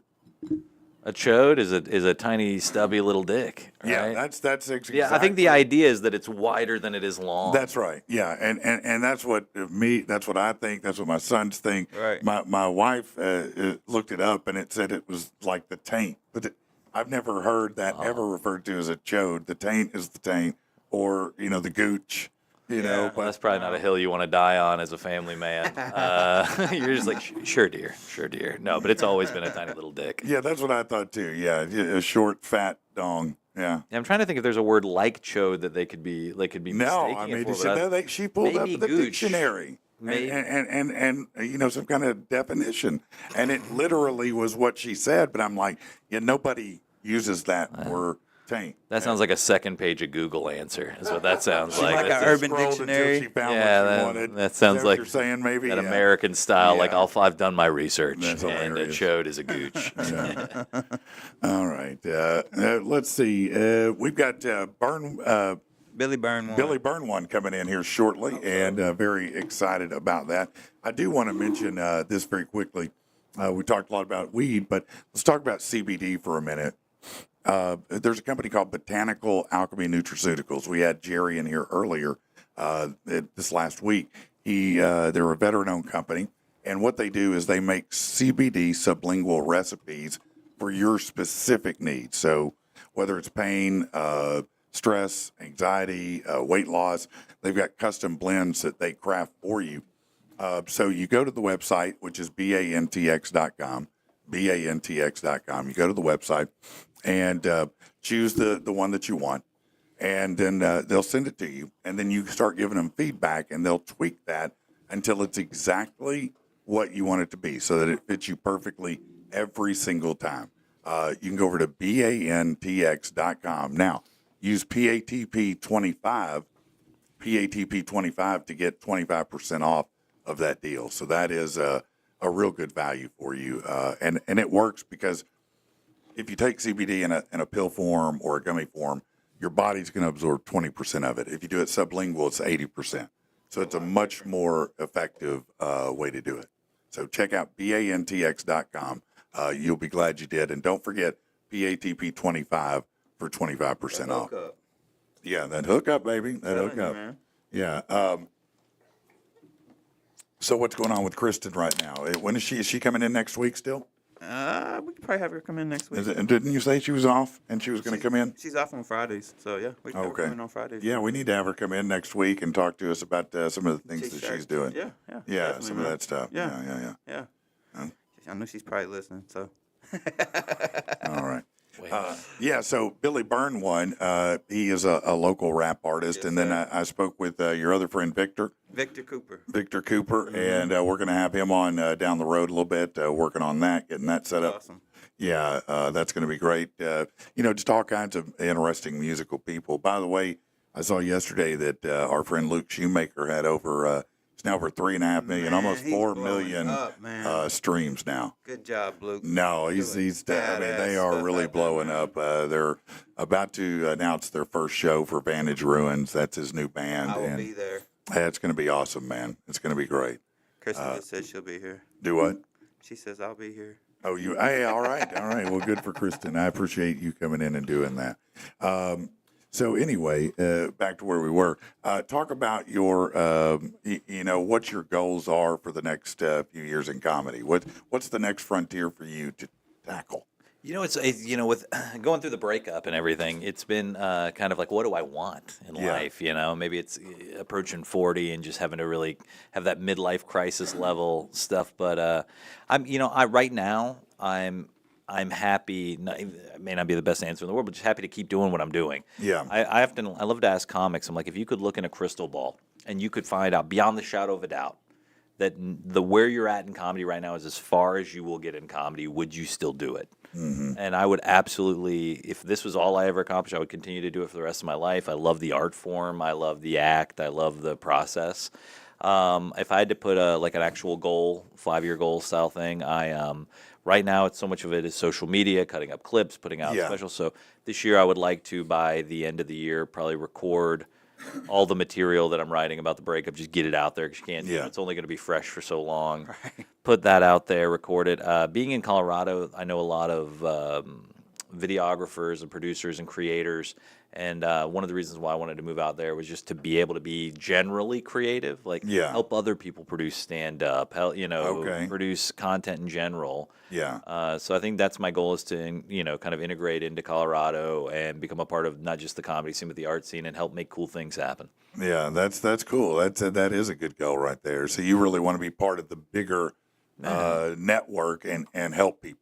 Yeah, because It seems like kind of your MO throughout this. It seems like you're a person who likes giving and helping others. I do, and I like being a part of things. Yeah. Right? And I like to help people be a part of things, and so I think that when you look at art in general, it's so easy to become cynical and go like, oh, well, if I'm not famous, or oh, I'm not a millionaire yet. But I'm Right. like, a lot of my favorite musical acts were never, while they were active, weren't necessarily selling out arenas, but they were making great art. that I liked, right? Right. And even though it's stand up and it's silly and it's funny and whatever, but like if I'm proud of the art I'm making, then hopefully the fame and success will come as a result of that. You're talking about writing about, the after effects or the effects of the breakup and all that. When you write, do you sit down and write a set, or do you sit down and write things that you weave into the tapestry of what you're already doing and your set just evolves over time? How does that work for you? I'll write down thoughts I have while on mushrooms watching Nosferatu. That is is my the best writing way to do it, style. yeah. But no, I will sit down and write. It depends. Like I've definitely riffed out whole bits, but usually I'll try to sit down at least a little bit every day and just write out. Like I think Mitch Hedberg used to do this, where he would sit down and he'd write an hour a day. It wasn't writing stand up. He would just write anything. Yeah. Because like the harder thing is to focus on what's your point of view. Like I can write jokes all day long, but the point of view is hard to source. Because you can only like how much do you care about things? Yeah. That's why you look at like a guy like Brian Regan or Seinfeld, where they often say clean comics have harder opinions on things, because it's one thing to be mad about something dirty, it's a whole other thing to be mad about toast or whatever. Yeah, no, it's definitely. I do think it's more challenging in ways to make that subject funny. Yeah, or even just interesting in general. But as much as I grew up liking Jerry Seinfeld, I've seen him live, and it was a clinic. I love the show. I think he is brilliant, but I'll be honest, he bores me now. As great as he is, as talented as he is, as good as he is, he's boring to me now. Well, I think that's the sad fact is it's so hard to remain relevant when you become rich. Yeah. Like he is at his core a rich guy now. Yeah, no, you're And right. How much can I really relate with a man who's got a fleet of cars? And stuff like that? I think you're right. I think there comes a point where it changes fundamentally, because there's no hunger left, really. It's a different life altogether, so you don't have the angst. You don't have the struggle that you once did. You're a billionaire, and you got now you're driving to get cars, coffee and cars with people, right? Yeah, and it's also like I'm clearly nowhere near this, but they say it's very hard for stand-up comics once they become famous to get an accurate read on their jokes, because people are just so delighted to see them that they're going to laugh at everything. They're just, like, if you've done comedy long enough, you've had one of those crowds where you're like, oh, this is my crowd. I can do no wrong here. Yeah, absolutely. And that's not going to teach you to be better. You need it sometimes. You need to feel good.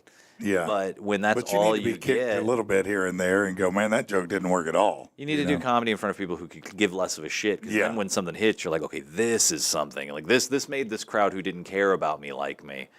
And to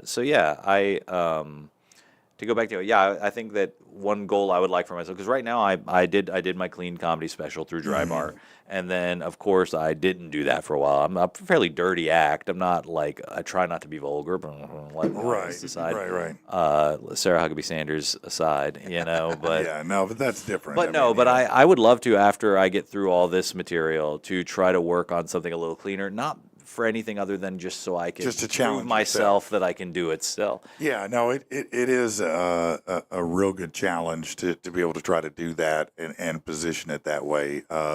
It is in ways different audiences at times.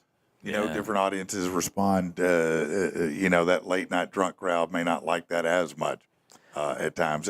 But I guess it depends to how you deliver it. Yeah, exactly. And I think I've never felt more accurately in my own voice than I have in the last year, and so I think like if I could, you should break up more. I know, right? Well, it's clearly it's done you well. I mean, you got a glow about you. Like they say, or something. No good relationship ever ends. And so I think it was just like struggling to keep something going. Yeah, wasn't ever going to have a good ending. I think takes away a lot of your mental energy that you could put into yourself. I think sometimes that's what takes so long is people just can't.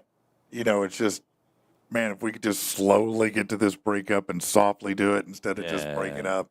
And I think people ride it forever. I think it was never outright cruelty, not to get too far into the weeds with it, but I think I would have stayed for it because I was not a long dater before her. So before I got engaged, I've never been engaged before, and longest relationship I've ever been in by a long shot. Like, when I did stand up, to me it used to always, my priorities were like stand up comedy, family, friends, stand up comedy relationships, right? And So she was really the first person I ever was willing to give enough of myself. And I met her during the pandemic, which probably had something to do with it. I was able to slow down enough to Right. fall in love with her. So I think I would have probably gone out of my way and stayed with her a lot longer. She dumped me, but Chode? because I was Chode. yeah, it was because of the chode. Yeah. She's like, it looks like a dinner plate. What am I supposed to do with that? Yeah.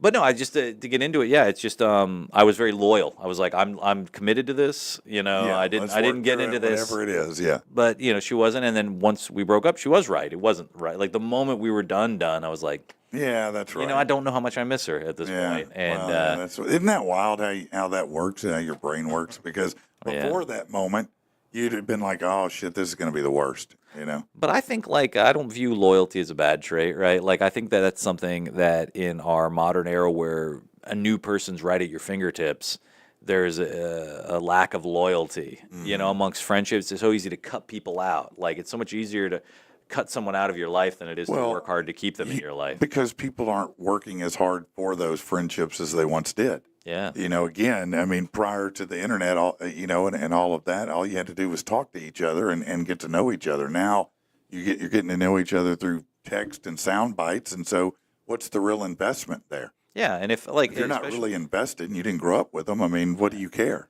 as a stand-up comic, especially I'm traveling the country, I could meet a new person every night of the week. Now, whether or not that turns into anything is a whole different thing. But if you want to be living that life, Yeah. stand-up comedy encourages it. Oh, it definitely does. Yeah. I would say stand-up comedian if you're single and you wanted to be you could get it all the time. I mean, there's a lot of power in funny. I remember when somebody explained the phrase "fuck boy" to me. I didn't know what it meant, and I had this realization. I'm like, I go, Yeah. have I been a fuckboy this whole time? Yeah, that's what I am. No, Okay, but cool, you know, yeah. you're out there living that life, and Yeah. so I was like a wife guy while I was with this person. I was you were committed. excited You were about all it. in. But it was I look at it now and I feel like now I've had that where I didn't have it Mm-hmm. before. Now I know that I'm capable of that. There was maybe a part of me that was like, maybe I'm not capable of commitment. Maybe I'm not capable of what it takes to do it. Now I know I am, and I think there's Yeah. power in knowing yourself better. Yeah, and knowing that you probably don't love eating ass. Definitely don't. yeah, you know, that's- you do what you got to eat your vegetables to have your cake. Yeah, So I know that's right. I know that's right. So I want to ask you: has anyone ever said, "Hey, man, you kind of remind me of an actor, Edward Norton"? Edward, I've never heard Edward Norton. Do you feel that see it? vibe, Do you yeah, feel it? Does yeah, everybody feel yeah. that? Edward Actually, Norton? I actually had Adam Scott before because of I the high could see cheekbones, a that little bit kind high of, cheekbones but and Edward nose. Norton, Oh, your man, yeah. kind of your disposition, Yeah, the way you talk, yeah. all that. Yeah, I've never heard that, but I like that. yeah. No, he's a great actor. I man. usually people go, you know, you remind me of a celebrity, and it's just any ginger bearded Right, celebrity. I know. I get Shane Dawson a lot, which I'm like, that is not a compliment. No, it's not helping at all. I'm It's like, thanks. Hey, you remind me of McLovin. Thanks, I really Yeah. appreciate it. No, You remind me of this piece of shit I know. Yeah, you remind me of my left ball. You get to have that fun dad joke where they go, you remind me of somebody. Go, he sounds handsome. You know what I mean? You have to have fun with He it. sounds handsome. Da-da-da. Yeah, no. But doubt. no, I've never gotten Edward Norton. I love that. Edward No. Norton was a major part of growing, like a great actor. Man, he's a phenomenal actor, man. Mike Matter of Curb, fact, that's what I always think about. He's probably the best Hulk, actually, if I think about it. He was probably, a phenomenal Hulk. Yeah, he really was. I mean, I'm not saying that movie was a better movie, but he was He a was better a great, Hulk. great Yeah. Hulk. Yeah, Yeah. exactly. They Mark said Ruffalo's too sad for me. Every He time I is. look at him, I'm like, "Are you gonna cry, bitch? Stop!" it was interesting choices they made with that character. Yeah, well, they really went a different direction with him. You know, it's Yeah. like, man, I get the meek part. I mean, I grew up watching the OG Hulk with Yeah. Bill Bixby and reading the comic books. You know, but Bruce Banner was never he was never a weak stick. soft. No, Yeah, he wasn't soft. He was just a quiet guy. Right. You know. Yeah, it's interesting. I hear that I haven't seen it yet, but I hear the new Captain America is basically like a Hulk, Incredible Hulk sequel It's more not than it's a at Captain all. America. No, it's not. I just saw it. You It is didn't- not at all. Because it's got characters from that original. It does. Yeah, It does have that in there. It does have those characters. So there were some things, some nods, yes. Yeah. But as far as the appearance of Hulk in the movie, it's a relatively smaller part of the film. Because I know it's like the main characters are like a lot of characters from that movie. Yeah, no, there are, and I just watched it, and honestly, it was like, okay, Yeah, that's It was just fine. okay. I mean, it's I thought it was going to bomb. Apparently, it's made its No, money it's- back already, it's so I'm still- happy. I'm happy look, for them. Success is good. I wasn't worried about Disney to begin with, bro. I think they're doing okay. I think they're fine. No, I just thought it was a little bland, actually. Yeah. For the amount of money put on it and for the kind of movie it's supposed to be, it didn't have the spirit I wanted it to have. I have a controversial opinion about Anthony Mackie's. I think they shave his beard too high up on his face. Yeah. Like they shave it and it's like here and it doesn't follow his jawline That's at all. And funny. it makes him look like he has an even longer neck. That's And funny. Watch the end scene of Endgame when he Okay. gets handed the spoiler alert, when he gets handed the shield and told he's Yeah. the new Captain America from the Joe Bidenified Captain America. You know what I mean? Which, by the way, I thought that was so funny is that we had a president who was so old that the character they made look old. So you're supposed to go, oh my God, he looks so old. Look, everybody agreed. They're like, looks just like Joe Biden. Yeah, right. But if you watch that scene, look at his beard line. It is so far up his cheek. That's hilarious. And I was just like, man, you have all the money in the world to get all the stylists in the world to make this beard perfect, and it's fucked up. It's so weird. I'll tell you what I liked. I was surprised by. I was just bored one day, and I said, I'm going to check this out. I didn't play the game, don't know had no history of it. I just said, looks interesting. It's called Twisted Metal. Yeah, I mean, I think the second season's about to drop. It was a really good little series. It was good. I liked him in that. Yeah, I mean, it was really different. I didn't expect it. The ice cream guy was killing me. Yeah. It's a really wild show, and it's all based on a game, I guess. Yeah, I played the game. Yeah. Oh, really? Yeah, Did you? yeah. And it's when they said they were going to make it, I was like, it's got plot, but it's kind of loose on plot. So Yeah, I thought well, they did a pretty good job. I did too. So what is the game? How do you play the game? Like Destruction Derby. It's think of it like a shooter, but instead of being a person, you're a car. yeah. You know, so you're driving around and there's like and stuff, but like you might have a vehicle that shoots rockets or whatever, so you have like Okay. limited rockets. and Yeah. all that. But it was good. It was like what they call like an arena shooter. So you're in a big space, and So it's the expanded version of what I played as a kid called Spy Hunter. And honestly, the spiritual successor to Spy Yeah, Hunter. yeah. Twisted Metal Black. If you never played it, the game, I think it was for PlayStation 2. Twisted Metal Black would be a great introduction to it. if you ever Okay, get a I'll check chance. that out. But fun games, and cool lore. When I was a kid, the game I was talking about, Spy Hunter. You're driving this car, but you get different weapons, but you have the oil slick, you have the smoke screen, you had rockets, you had these different things, right? Literally, I was watching a video. My wife actually goes, "You got to see this." A video on TikTok, and it's this person who's being chased by the police. And they dump. Man, I seen You it. saw it? Yes. They I dumped was- this yeah. thing of oil out on the road. Like Spy Hunter. Whoop, right off the damn road. And I was just like, that is crazy, man. I can't believe that. You either pit or get pit. You know what I mean? That's it. That's it. No, that was games were a little more basic then, but it was Yeah. fun. Yeah. It's like the war games we had. See, now I tried to Oh, play my Call God. of Duty and all that. I get dizzy. I'm like, Jesus Christ, much man. stuff going In on, the game I played, Contra, you just walk straight ahead and Contra. either move left or right and shoot, and that's That was it. my A lot of jam. these kids nowadays couldn't beat Contra if they tried. That's a hard game. Man, it was a hard game. That was a but, hard- You had that cheat code though, the up, down, left, right. Is that right? VA start, Yeah. Definitely. Yeah, 99 lives, and I'd Roll still through there. lose. Yeah. That's Yeah. like I used to play. Love to play Tyson Punch Out. Oh yeah. Body blow, yeah, body yeah, blow, yes, body yes. blow. And it was all a formula. If you knew the formula, Oh, yeah. you could beat them all the way. Yeah. It was learning the The sequence, rhythm of it. Yeah. yeah. Now they have the real life boxing stuff, and again, have you played any VR stuff?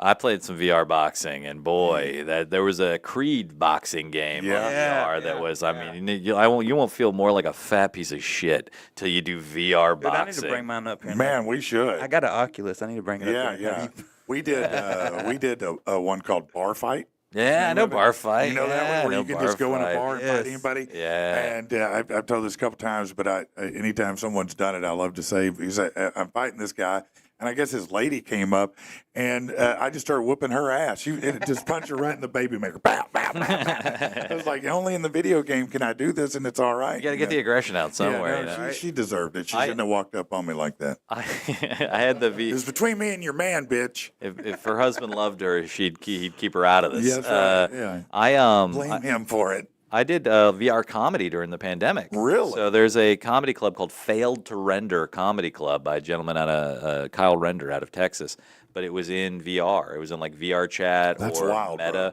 And it's wild, yeah, because there's also, it's hard to do stand-up because there's like a half-second delay. Yeah. So you have to you want to talk about, you have to be confident about your punchlines. You got to sit there and let it, And just sit. let it sit there and hope that they laugh. Right. But I enjoyed doing it. My Meta Quest whatever 2 messed up, so I can't do it as much anymore. What is it?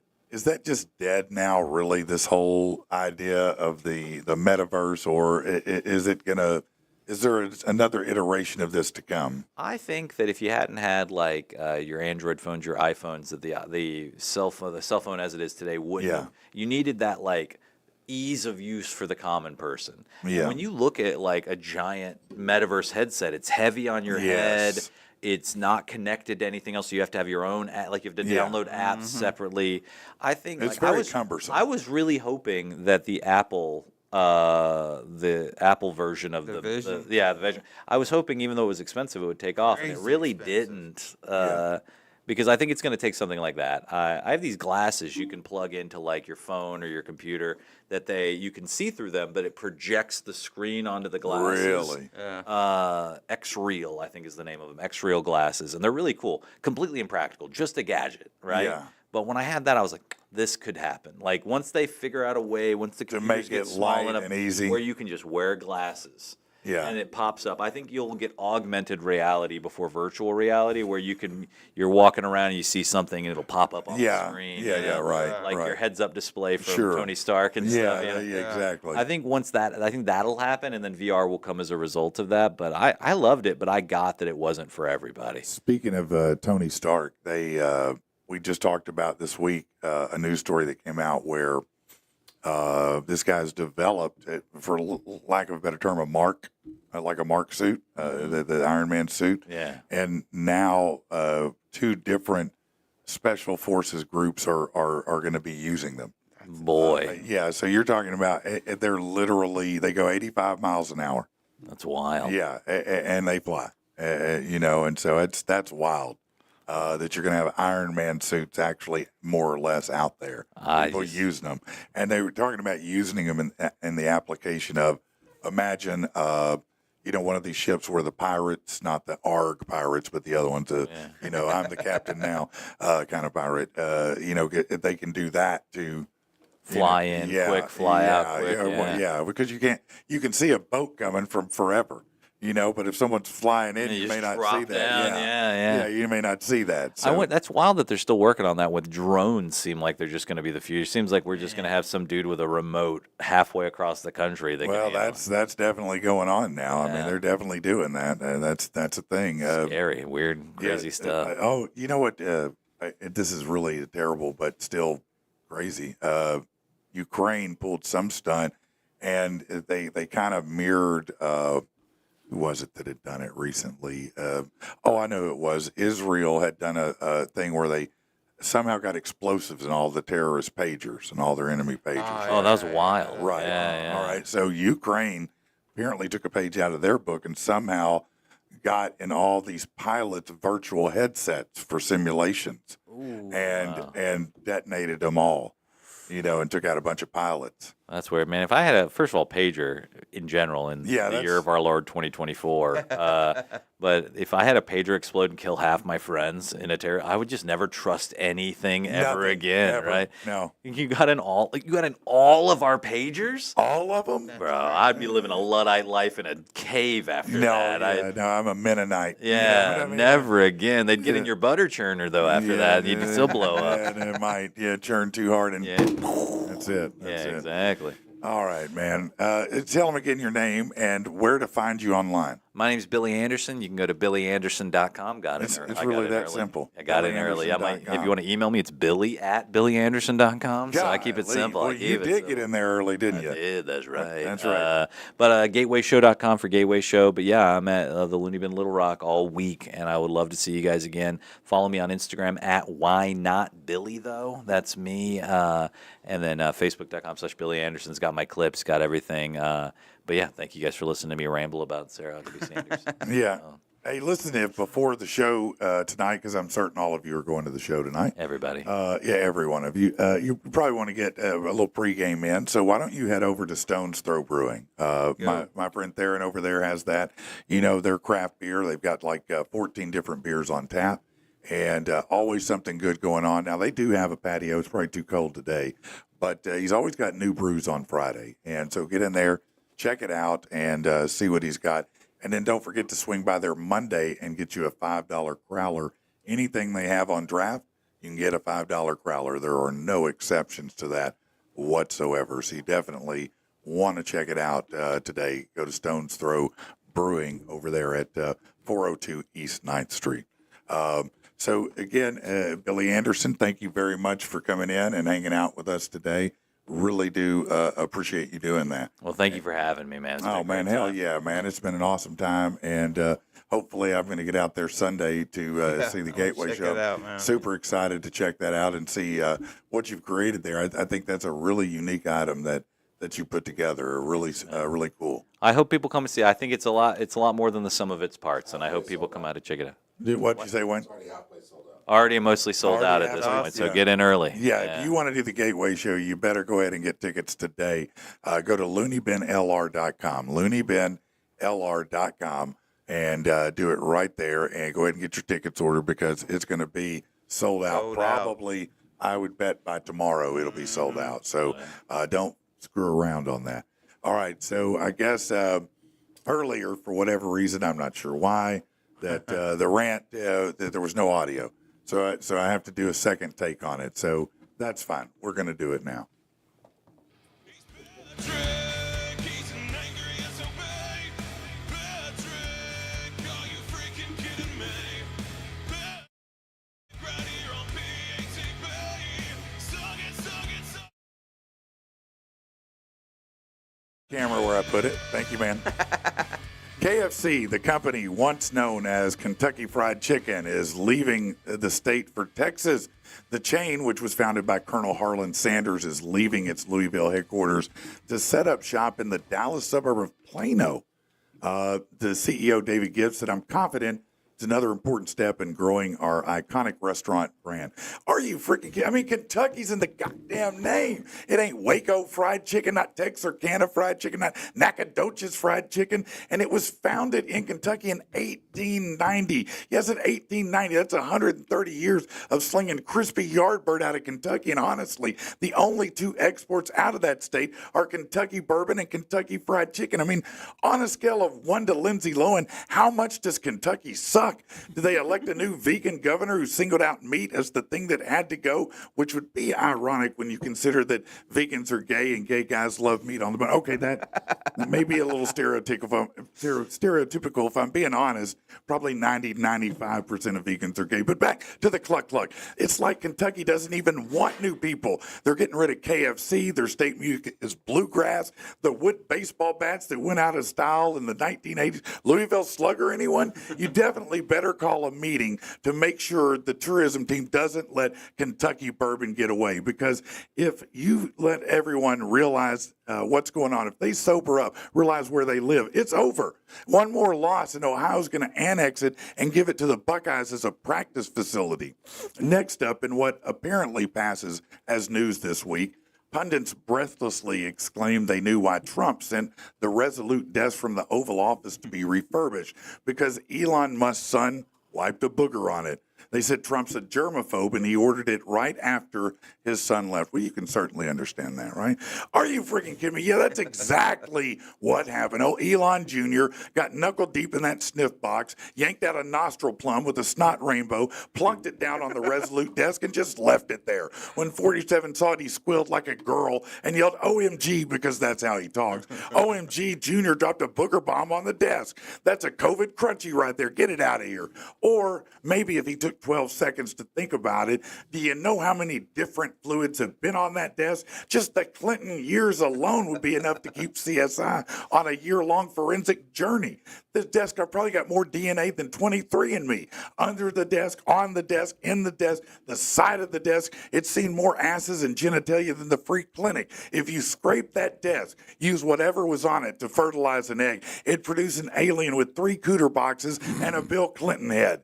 And you think the T-Man is worried about some little brick nose gold that Elon's kid wiped on it? No, he's more likely scared he'll come in contact with Hunter's cocaine residue and catch a heart attack. Regardless of what's on the desk and what's happening to it, who gives a shit?